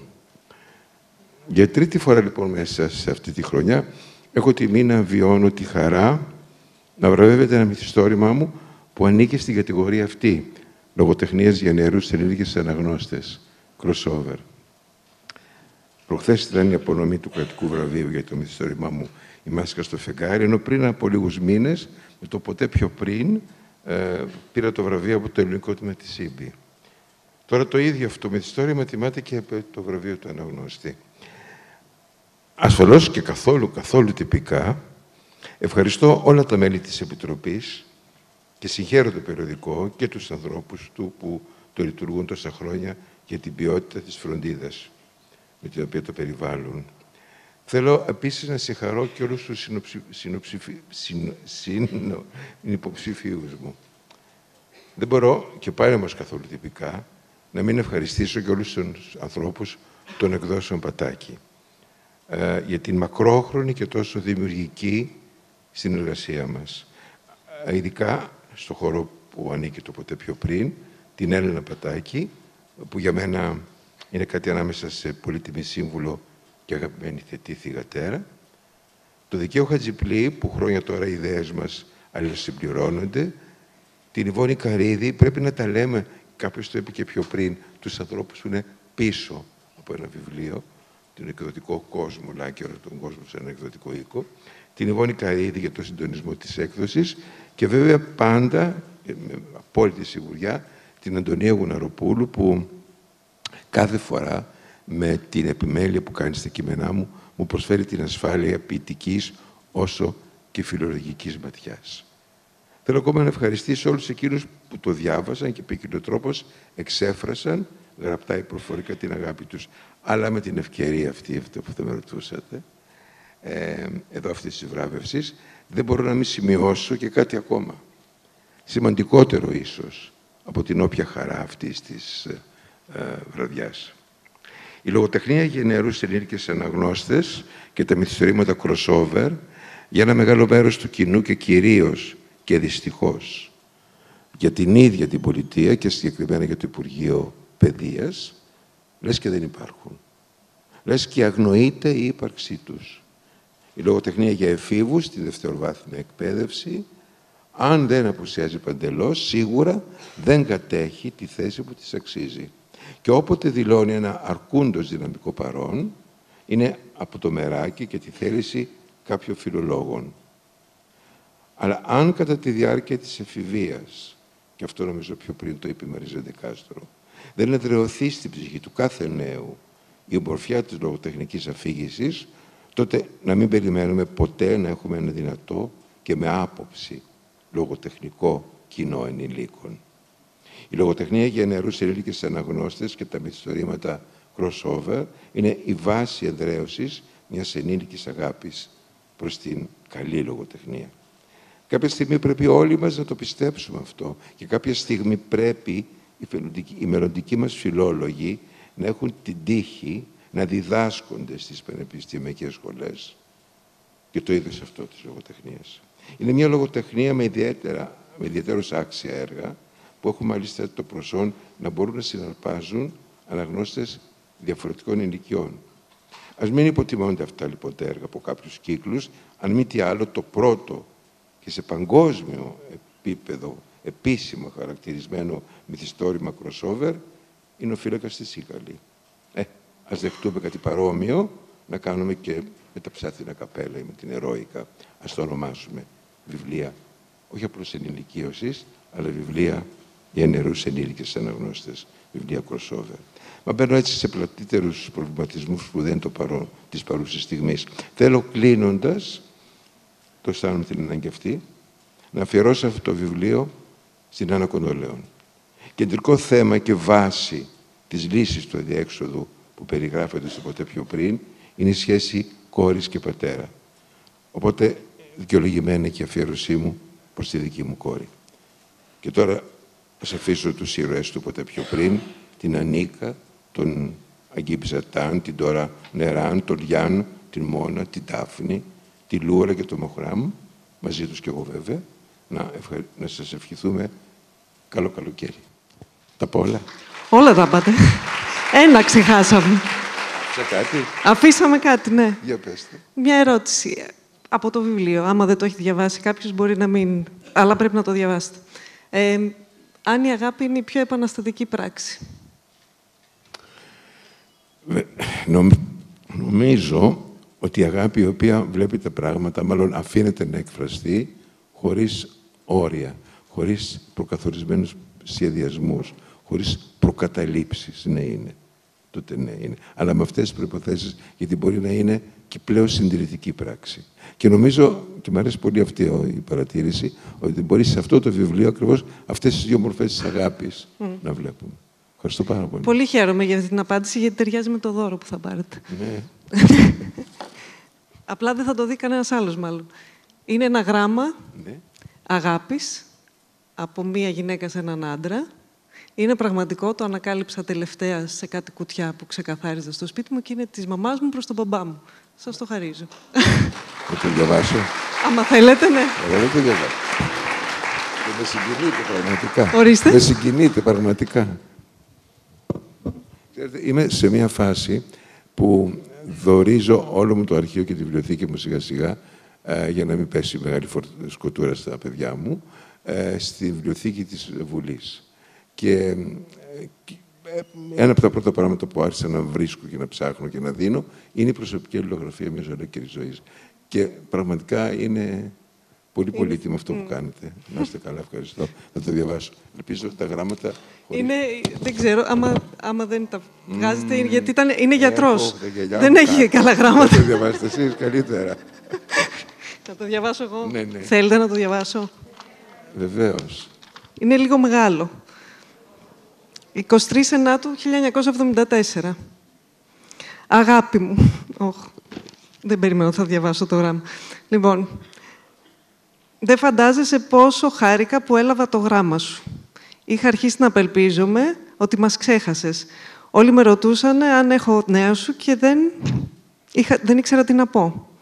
Χαίρομαι που είσαι καλά και εγώ και το παιδάκι είμαστε καλά.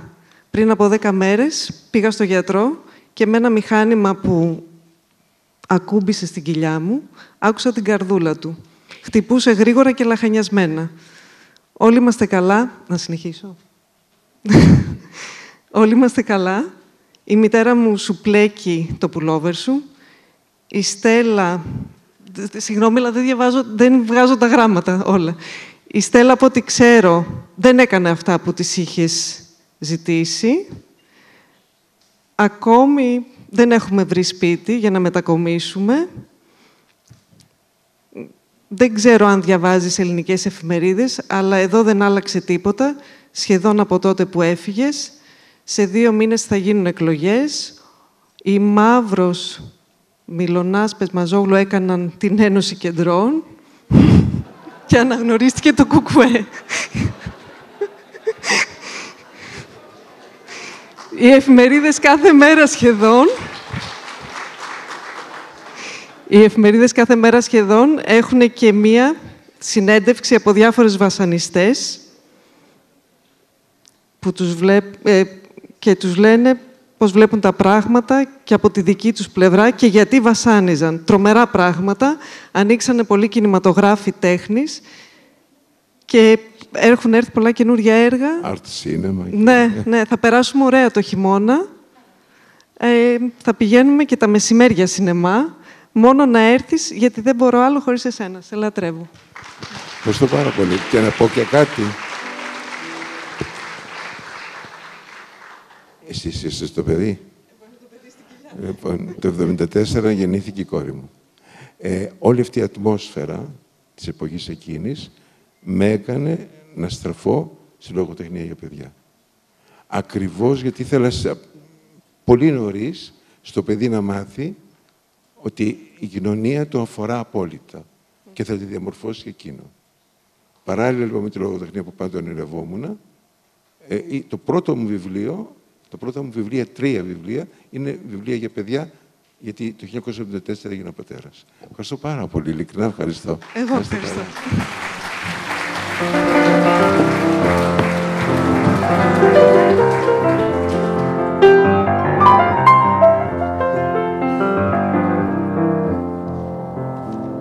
Τελευταίο το βιβλίο γνώσεων. Ο Λίβιος Δαφέρμος. Μιλώ στα παιδιά μου για τη Χούντα και το Πολυτεχνείο. Εκδόσεις Τόπος. Δημήτρης Κουνουμάσης. Χριστίνα Σαριγιάννη. Ο Μίστερ Κεμ και η απόλυτη επιστημονική πρόκληση. Εικονογράφηση Ελένη Αχιλλεοπούλου. Εκδόσεις Κλειδάριθμος. Φίλιππος Μανδυλαράς. Escape Book. Ο μηχανισμός των αντικειθήρων. Εικονογράφηση Νίκη Λεωνίδου. Εκδόσεις Παπαδόπουλος. Φίλιππος Φωτιάδης. Ελληνικό Μετρό ΑΕ. Πρόδρομες εργασίες γραμμής 4Α. Εκδόσεις Ελληνικό Μετρό ΑΕ. Πάνος Χριστοδούλου. Έχω δικαίωμα. Έχω δικαίωμα. Εικονογράφηση Στέλλα Στεργίου. Εκδόσεις Μικρή Σελήνη. Πέτρος Χριστούλιας. Δόκτωρ Παπ. Η ζωή του πρωτοπόρου γιατρού Γαμανή Παπα-Νικολάου. Εκδόσεις Παπαδόπουλος.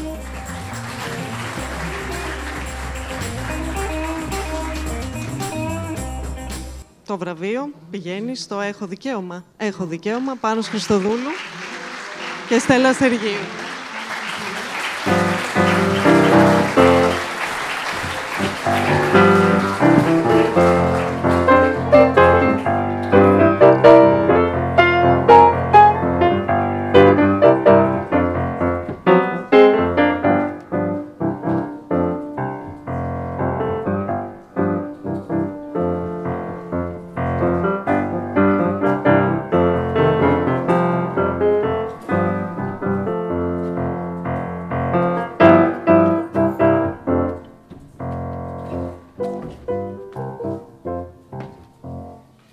Έχεις ετοιμάσει λόγο?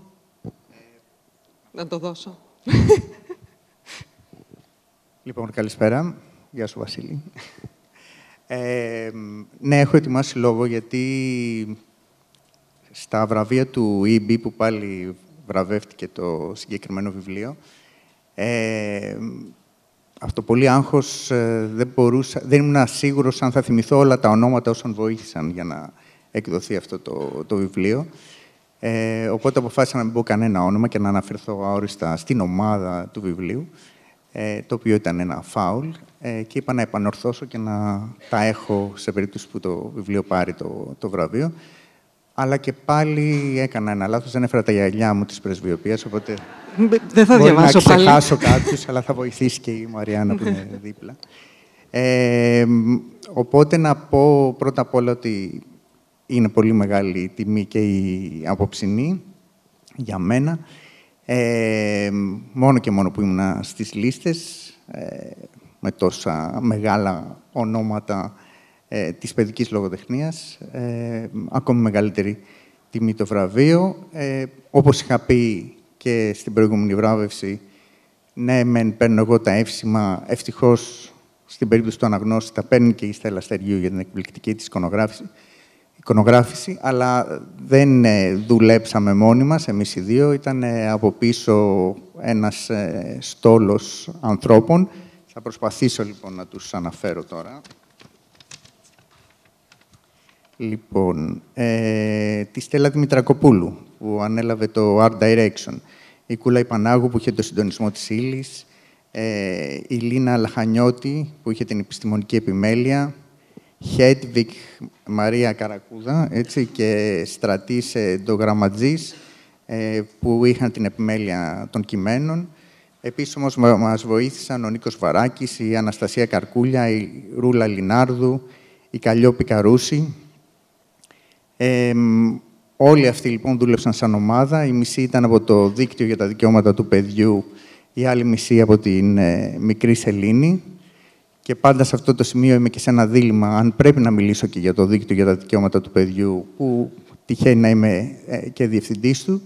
Και τελικά πάντα επιλέγω να μιλήσω για το Δίκτυο για τα Δικαιώματα του Παιδιού, γιατί αυτό το βιβλίο είναι μέρος της δουλειάς που κάνει με μεγάλη συνέπεια. Μάλιστα, φέτος συμπληρώνει και 20 χρόνια ζωής το Δίκτυο για τα Δικαιώματα του Παιδιού. Πολλοί εδώ μέσα το γνωρίζετε, άλλοι δεν το γνωρίζετε. Όσοι λοιπόν δεν το γνωρίζετε, σας καλώ να το αναζητήσετε.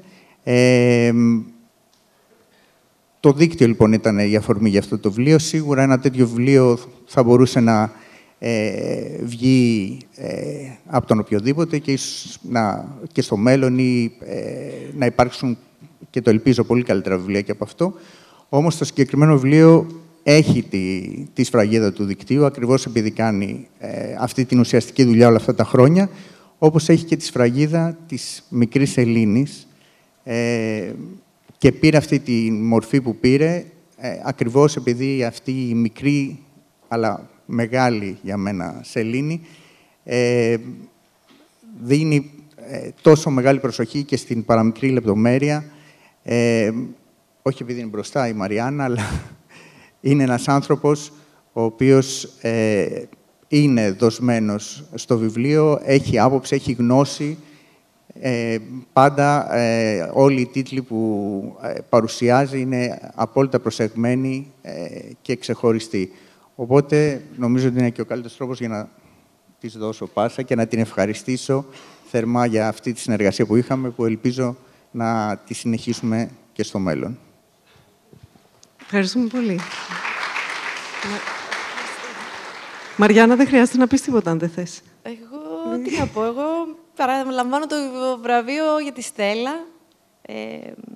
Χαίρομαι πολύ που η Στέλλα παίρνει βραβείο για την εικονογράφησή της και χαίρομαι πάρα πολύ και ευχαριστώ πάρα πολύ και εγώ προσωπικά την Επιτροπή γιατί φώτισε την εικονογράφο του βιβλίου, γιατί συνήθως δεν φωτίζονται οι εικονογράφοι στα βιβλία γνώσης.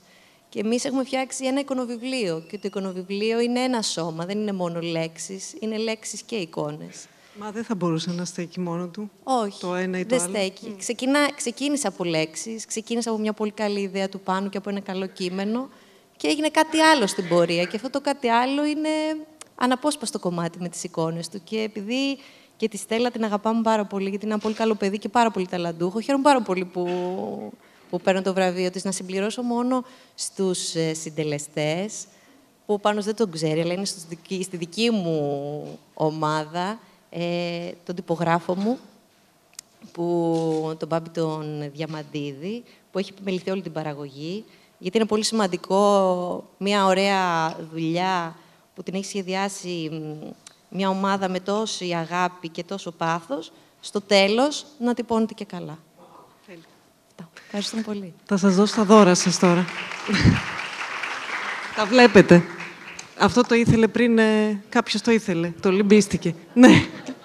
Διαλέξτε. Ένα και ένα. Θα σας πω μετά όμως τι είναι. Πρώτα θα απαντήσετε σε μια ερώτηση ο καθένας. Εντάξει. Ναι. Λοιπόν, έχουμε μια συνθήκη που αφαιρούνται όλα μας τα δικαιώματα και πρέπει εσύ πάνω σαν ενήλικας να επιλέξεις ένα δικαίωμα που θέλεις οπωσδήποτε να κρατήσεις και εσύ σαν παιδί θα κρατήσεις ένα δικαίωμα.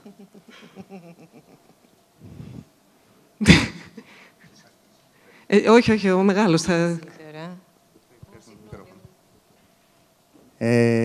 Νομίζω θα διαλέξει το δικαίωμα... Συγγνώμη. Καλύπτουμε σπίτι, νερά, φαγητά, τα πάντα. Εντάξει, μην πάμε σε αυτά, πάμε στα άλλα. Ωραία. Το δικαίωμα στην ταυτότητα, που είναι και πολύ δύσκολο σαν δικαίωμα, κατά τη γνώμη μου. Τέλεια. Αυτό. Είσαι παιδί, Μαριάννα. Είμαι παιδί. Ναι. Εντάξει, το δικαίωμα στο παιχνίδι. Εντάξει. Με μεγάλη διαφορά. Γι' αυτό είναι και το δώρο. Ναι, για άλλο λόγο το διάλεξα, να σου πω την αλήθεια, αλλά εγώ διάλεξα αυτό που έχει καρότσο για να μπορώ να βάζω πάνω όλη την ομάδα. Τέλεια. Ως Μαριάννα. Ευχαριστούμε πολύ.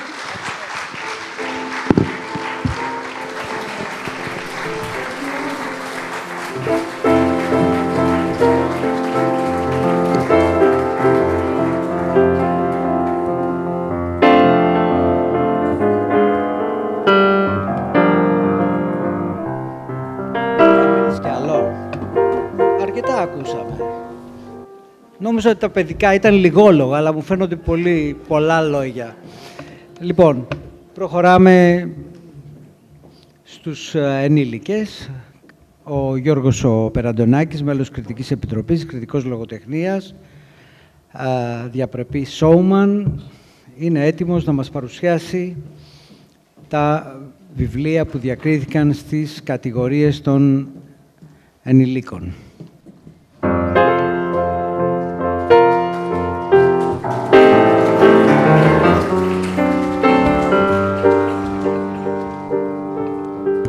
Καλησπέρα και από μένα. Θα ήθελα πρώτα απ' όλα ένα χειροκρότημα για τη Χαρά Μαραντίδη και για την παρουσίαση που έκανε στα παιδικά και εφηβικά βιβλία.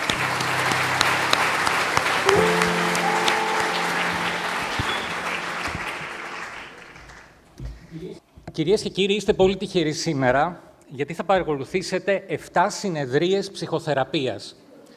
Μία συνεδρία για κάθε βιβλίο, για κάθε κατηγορία βιβλίου το οποίο βραβεύουμε. Καθώς, όπως όλοι ξέρετε, οι άνθρωποι του βιβλίου, είτε είναι αναγνώστες, είτε είναι συγγραφείς, είτε κριτικοί, είτε εκδότες, κουβαλάνε μια τρέλα, μια λόξα, μια μανία. Αν βραβευτούν κιόλας, ακόμα χειρότερα, έχουν προχωρημένο στάδιο. Σύμφωνα με τον καθηγητή Μίλλερ, οι επαγγελματίες συγγραφείς έχουν 121% περισσότερες πιθανότητες να υποφέρουν από ψυχικές διαταραχές από ότι ο γενικός πληθυσμός.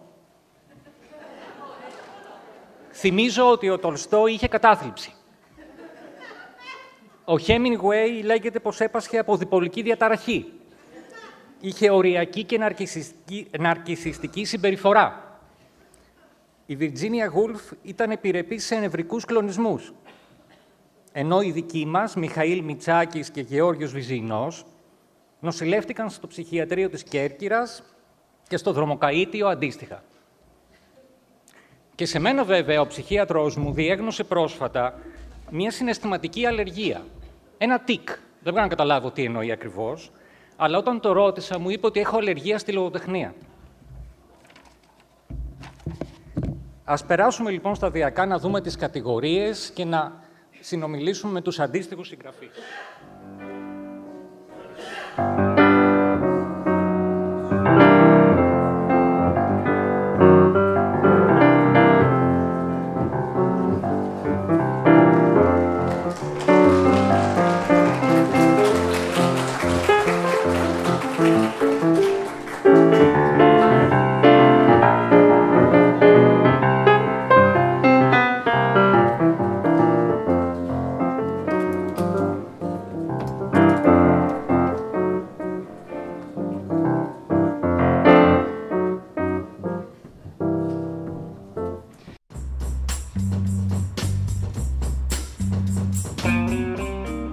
Καλλιόπη Αλεξιάδου. Τέχνη προς αποφυγή. Εκδόσεις Ιολκός. Αργύρης Δούρβας. Νεκροταφείο ζώων, άλλα ερωτικά.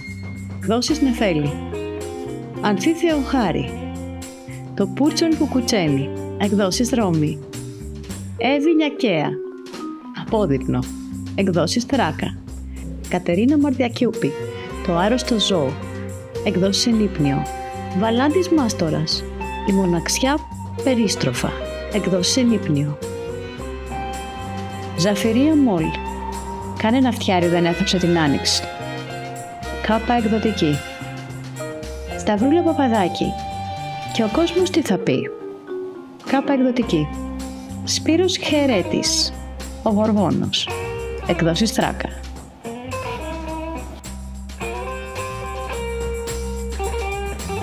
Το βραβείο πρωτοεμφανιζόμενου ποιητή πηγαίνει στο άρρωστο ζώο της Κατερίνας Μαρδακιούπη.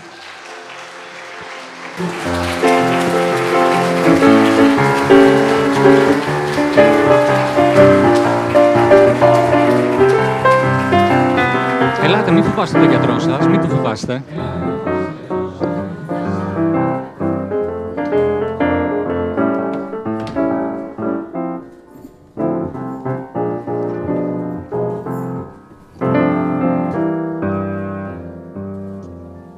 Πόσος καιρός σας συμβαίνει αυτό το πράγμα?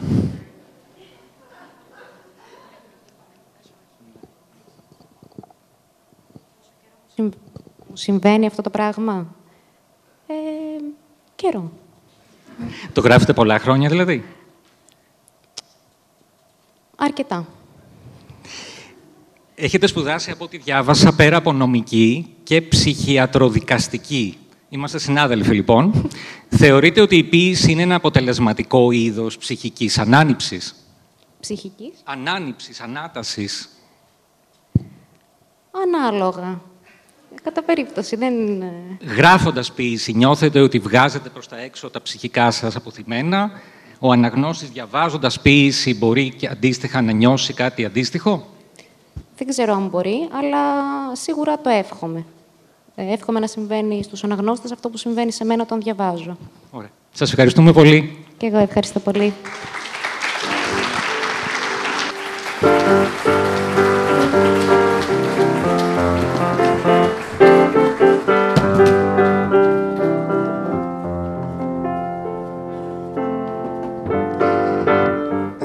Δεύτερη κατηγορία, βραβείο πρωτοεμφανιζόμενου ή πρωτοεμφανιζόμενης πεζογράφου. Ας δούμε τη μικρή λίστα.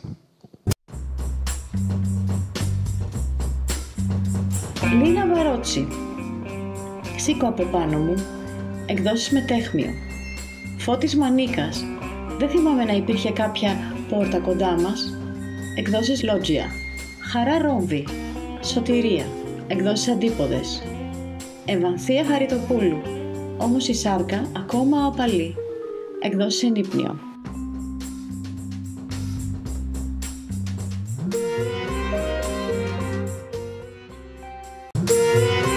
Βραβείο λοιπόν πρωτοεμφανιζόμενου πεζογράφου στο «Δεν θυμάμαι να υπήρχε κάποια πόρτα κοντά μας», Φώτης Μανίκας.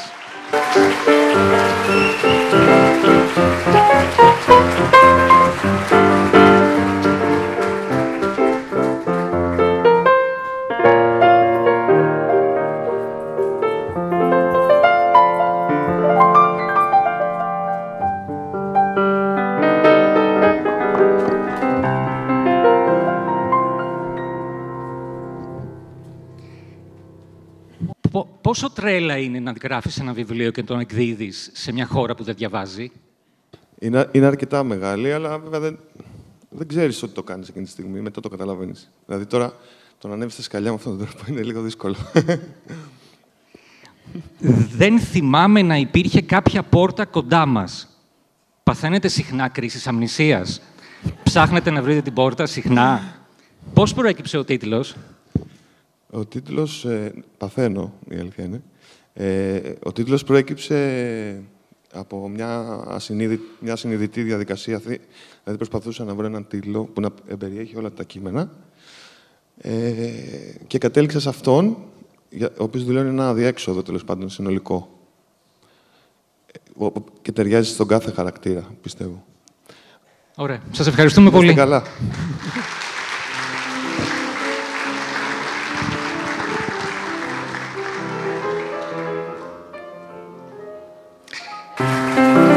Τρίτη ψυχοθεραπεία, κατηγορία ποίηση.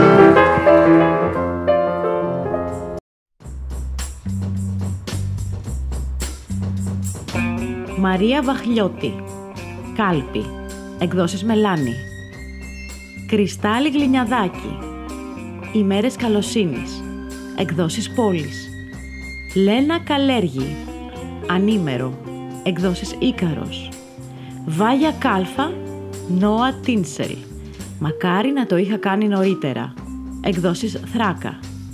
Αλέξανδρος Μιλιάς. Κλαγή των όπλων. Εκδόσεις Πατάκης. Ευτυχία Παναγιώτου. Μύθι για το τέλος του κόσμου. Εκδόσεις Κέδρος. Κωνσταντίνα Σιαχάμη. Άδης Απαλός. Εκδόσεις Κύχλη. Πάνος Στασινός. Ο θάνατος είναι μέσα στα πράγματα. Εκδόσεις Ίκαρος. Γιάννης Στίγκας. Ζοντερκομάντο. Εκδόσεις Άγρα. Θανάσης Χατζόπουλος. Κρατήρας. Εκδόσεις Πόλης.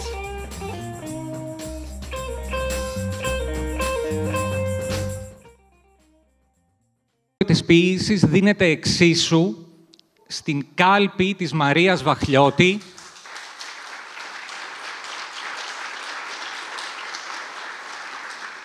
και στο Ανήμερο της Λένας Καλέργη.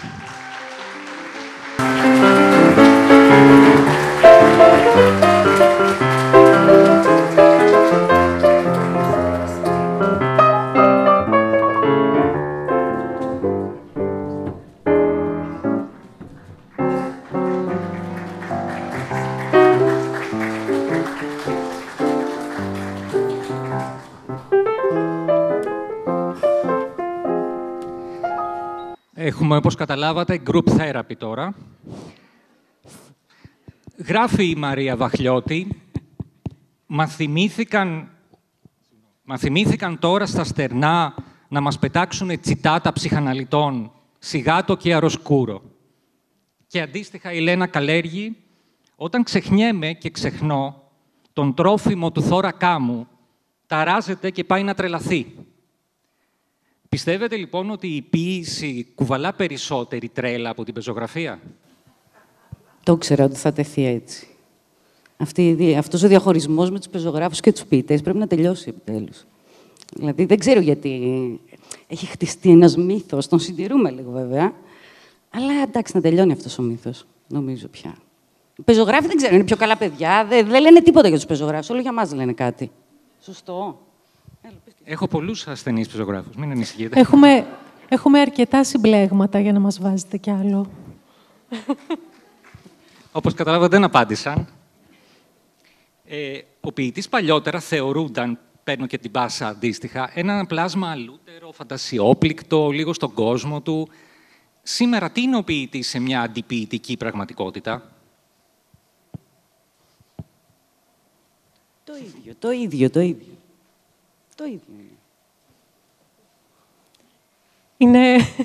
Είναι ένα πλάσμα όπως όλα τα άλλα. Με την ίδια αξία όπως ψέματα. Όλα τα άλλα. Αλήθεια λέω. Ευχαριστούμε πολύ και τις δύο. Όλοι είναι άνω κάτω. Δεν μας άφησε. Πες. Να πω τα ευχαριστώ μου. Ναι. Ευχαριστώ και τον Αναγνώστη και την Κριτική Επιτροπή.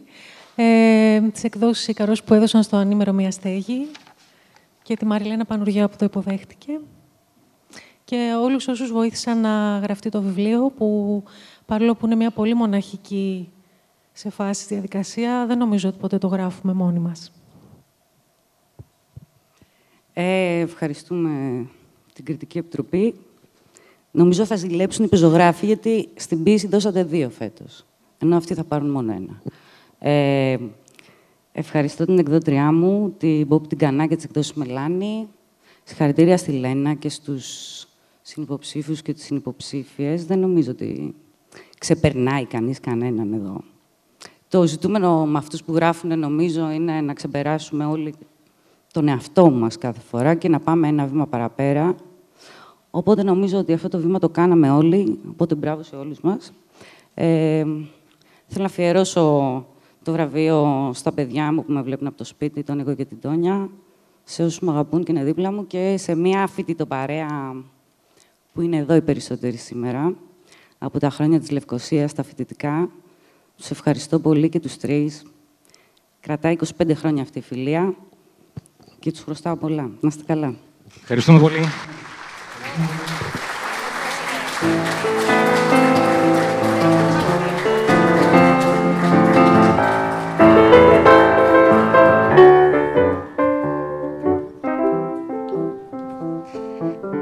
Στην επόμενη λογοτεχνία, στην επόμενη κατηγορία, οι συγγραφείς δεν γράφουν λογοτεχνία ή τουλάχιστον δεν βραβεύονται για τη λογοτεχνία που πιθανόν γράφουν.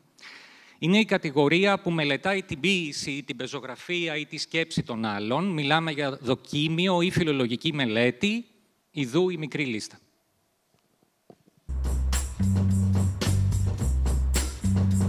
Βασίλης Αλεξίου. Καρναβαρναλικά μελετήματα για τη βαρναλική ποίηση. Εκδόσεις Κέδρος. Σταύρος Ζουμπουλάκης. Ηθική της αγάπης και πολιτική πράξη. Εκδόσεις Πόλης. Μαρία Ιατρού. Ακυβέρνητα κείμενα. 3 μελέτες για το Στρατή Τσίρκα.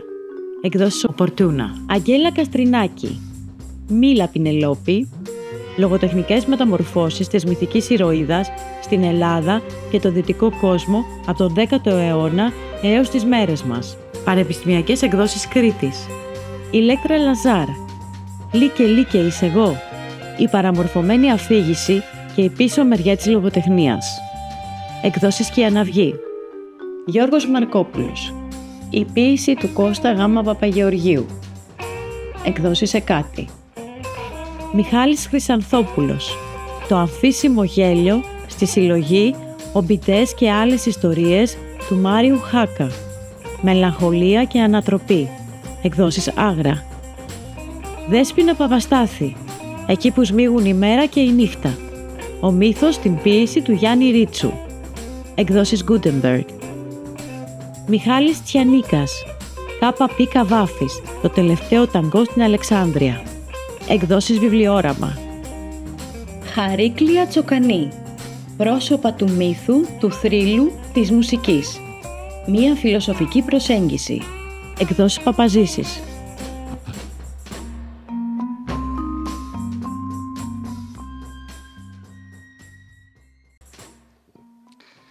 Βραβείο Δοκιμίου και Φιλολογικής Μελέτης απονέμεται στο βιβλίο «Λύκε, Λύκε, είσαι εγώ» της Ηλέκτρας Λαζάρ.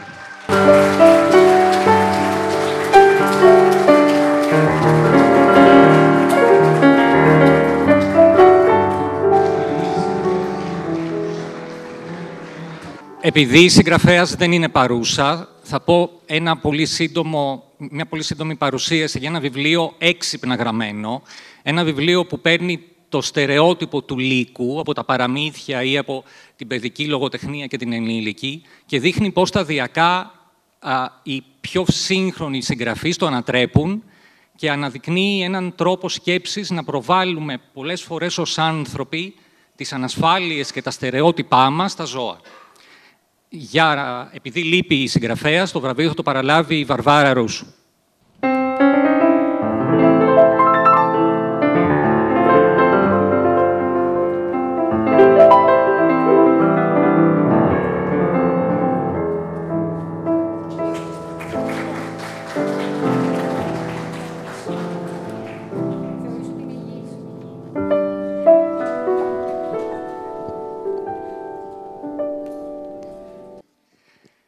Περνάμε στην πεζογραφία.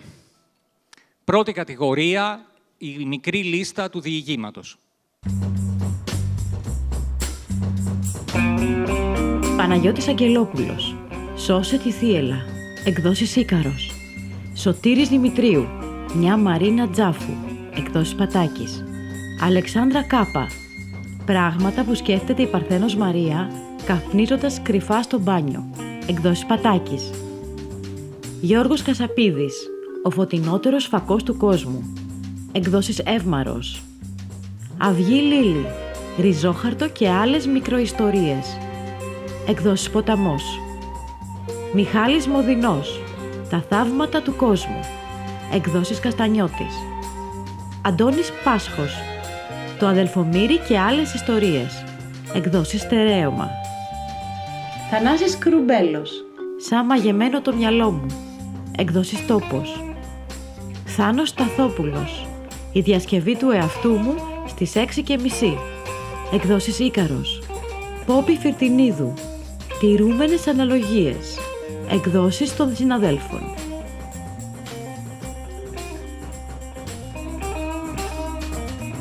Διαβάσω τον τίτλο από μέσα αργά, γιατί ο τίτλος είναι μεγαλύτερος από το βιβλίο, οπότε συγχωρέστε με. Βραβείο λοιπόν διηγήματος στη συλλογή «Πράγματα που σκέφτεται η Παρθένος Μαρία καπνίζοντας στο μπάνιο» της Αλεξάνδρας Κάπα.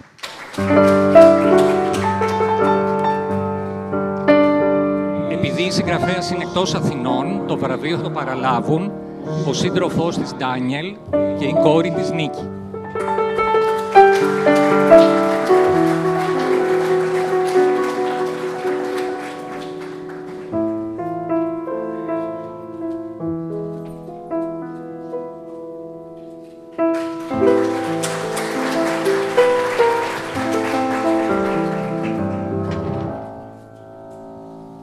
All right, okay. So we're Team Alex because she's in Anafi working and is doing really well. And she told me to tell you that she wants to thank the jury and Anna Patakis, her publisher, and the readers that are supporting her. Και μας είπε πιο πολύ από όλους να ευχαριστήσει εμάς τους δύο που τις μαγειρεύαμε και την αφήναμε στην ησυχία της όταν έγραφε αυτό το βιβλίο.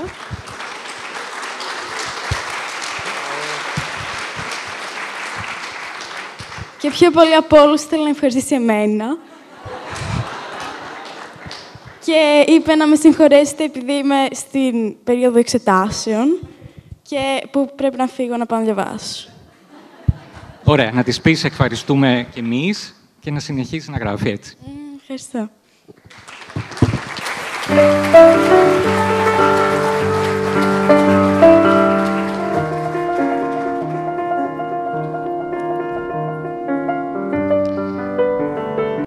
Πρώτη-τελευταία κατηγορία, η νουβέλα.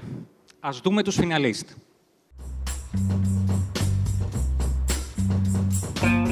Ιάκωβος Ανιφαντάκης, ραδιοκασετόφωνο, εκδόσεις Πατάκης. Μάρο Κακαβέλα, Τίνος είσαι εσύ, εκδόσεις Στερέωμα. Βάσο Καλαντίδου, το Μουγκοχώρι, εκδόσεις Ενύπνιο. Παντελής Μπουκάλας, ο Πέτρος της Μάνης, εκδόσεις Άγρα. Χρήστος Οικονόμου, Πέστης, εκδόσεις Πόλης. Άκης Παπαντώνης, η τελευταία αρκούδα του δάσους, εκδόσεις Κύκλη.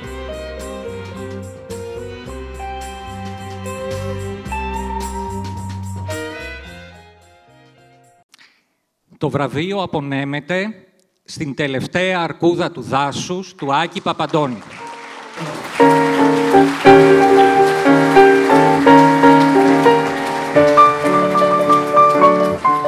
Ο Παπαντώνης έχει βαρύ ιατρικό ιστορικό. Είχε ξαναπάρει πιστοποιητικό από το Ίδρυμά μας το 2015 ως πρωτοεμφανιζόμενος συγγραφέας, πάλι με μία νουβέλα ονομαζόμενη Καριότυπος. Από τότε, από ό,τι φαίνεται, δεν έχει βελτιωθεί και ξανά εδώ. Ωστόσο, επειδή δεν μπόρεσε να παρευρεθεί, είναι στο εξωτερικό, μας έχει στείλει ένα βίντεο. Καλησπέρα σε όλους. Θα ξεκινήσω λέγοντας προφανώς ένα ευχαριστώ στην Επιτροπή για το βραβείο. Είναι πάντα πολύ μεγάλη χαρά και από χθες που το έμαθα είμαι όντως πάρα πολύ χαρούμενος. Αλλά θέλω πριν πω οτιδήποτε άλλο να πω ένα μεγάλο ευχαριστώ στη Γιώτα Κριτσέλη, την εκδότριά μου, γιατί όταν το 2015 ο αναγνώστης μου είχε δώσει το βραβείο πρωτοεμφανιζόμενου για το πρώτο μου βιβλίο, είχα ξεχάσει να την αναφέρω εντελώς μέχρι που κατέβηκα από τη σκηνή και το συνειδητοποίησα, και έτσι θα προσπαθήσω να επανορθώσω το εις διπλούν αυτή τη φορά με αυτό το βίντεο. Είναι κρίμα που δεν μπορώ να είμαι εκεί, γιατί αυτές οι λίγες ώρες που βρισκόμαστε όλοι μαζί είναι ένα μικρό αντίδοτο στην γενικότερη μοναξιά που έχει το να γράφεις ένα βιβλίο. Και ένα τελευταίο μεγάλο ευχαριστώ στον Νικόλα και στον Αλέξανδρο, που ήταν με κάποιο τρόπο, τους δύο γιους μου, που ήταν με κάποιο τρόπο η αφορμή για να γραφτεί ένα βιβλίο για δύο αδέρφια. Ευχαριστώ πολύ και πάλι.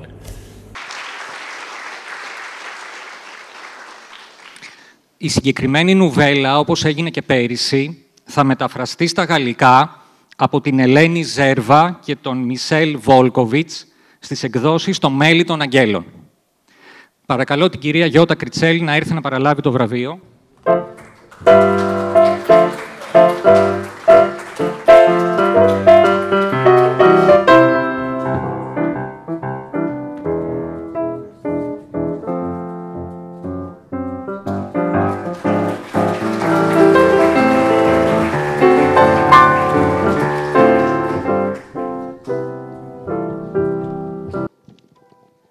Τελευταία κατηγορία, το βαρύ πυροβολικό της πεζογραφίας, το μυθιστόρημα. Ας δούμε την μικρή λίστα.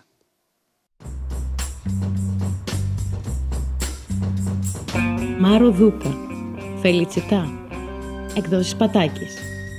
Τάκης Καμπύλης, το κόμμα του καλού Θεού, εκδόσεις Καστανιώτης. Δημήτρης Μαμαλούκας, σκότωσε σαν το Στίβεν Κίνγκ, εκδόσεις Κέδρος. Νίκος Μάντζιος, η Λίμπητο των Αγγέλων, εκδόσεις Γραφή. Ιωάννα Μπουραζοπούλου, ο δράκος της Πρέσπας, η μνήμη του πάγου, εκδόσεις Καστανιώτης. Γιάννης Νικολούδης, άδειος τόπος, εκδόσεις Πατάκης. Ηλίας Λάμδα Παπαμόσχος, ανάληψη, εκδόσεις Πατάκης. Γιώργος Καμπαρδώνης, ήλιος με ξυφολόγχες, εκδόσεις Πατάκης. Θανάσης Χειμωνάς, Τρότζαν, εκδόσεις Πατάκης. Χρήστος Χριστίδης, Αυγή, εκδόσεις Κύκλη.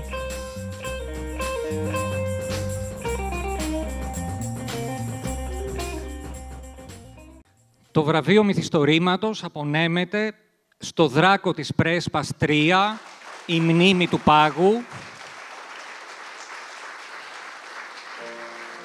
της Ιωάννας Μπουραζοπούλου.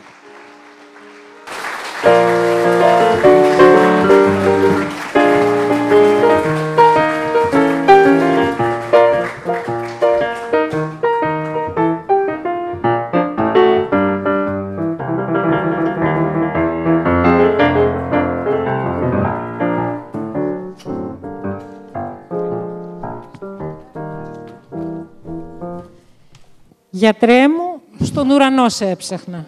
Θέλω μια εξάμηνη άδεια, τώρα το καλοκαίρι, για ψυχικές διαταραχές με αιτιολογικό νυχτερινό τρόμο, για να μπορώ το πρωί να κάνω μπάνιο. Δεν βλέπω κάτι όμως εδώ. Εδώ δεν βλέπω κάτι. Εδώ. Για να τα κανονίσουμε. Πριν μιλήσουμε για το βιβλίο, θέλω να κάνω μια παρατήρηση. Η Επιτροπή έχει επιδείξει μια ιδιαίτερη φιλοζωία στα φετινά βραβεία. Αφού σχεδόν σε όλες τις κατηγορίες επέλεξε βιβλίο που έχει σχέση με ένα ζώο. Το άρρωστο ζώο στην ποίηση της Κατερίνας Μαρδακιούπη. Το ανήμερο στην ποίηση της Λένας Καλέργη. Το λύκο στη μελέτη της Ηλέκτρας Λαζάρ. Μια αρκούδα στο δάσος στην νουβέλα του Άκη Παπαντώνη. Ντροπή, έτσι, ντροπή. Και ένα δράκο στην τριλογία της Ιωάννας Μπουραζοπούλου. Νομίζω ότι είναι οι επόμενοι πελάτες σας. Αλήθεια, από πότε βλέπετε δράκους στα όνειρά σας? Το χειρότερο είναι ότι τους βλέπω στο ξύπνιο μου. Στα όνειρά μου δεν τους φοβάμαι. Το χειρότερο είναι ότι τους βλέπω στο ξύπνιο μου.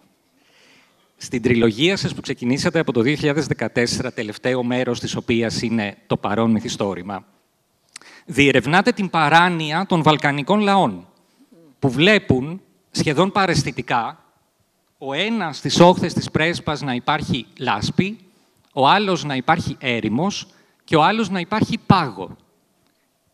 Τι ακριβώς θέλετε να δείξετε με αυτή την παράνοια?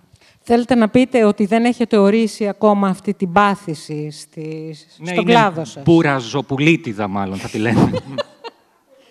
Νομίζω ότι είναι ένας διαυγής τρόπος να δει κανείς την πραγματικότητα όπως ακριβώς θέλει και μπορεί να την δει ο ίδιος.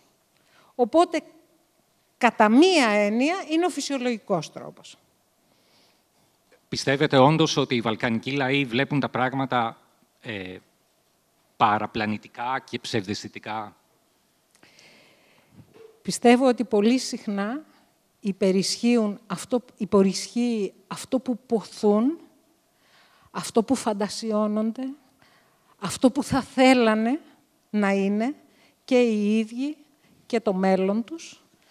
Και μερικές φορές, κυνηγώντας αυτό που θα θέλανε να είναι, δεν βλέπουν πόσο ωραίο είναι αυτό που είναι και πόσο ωραιότερο είναι αυτό που πραγματικά είναι να το μοιράζονται με άλλους που μοιάζουν με εκείνους. Σας ευχαριστούμε πολύ. Εγώ.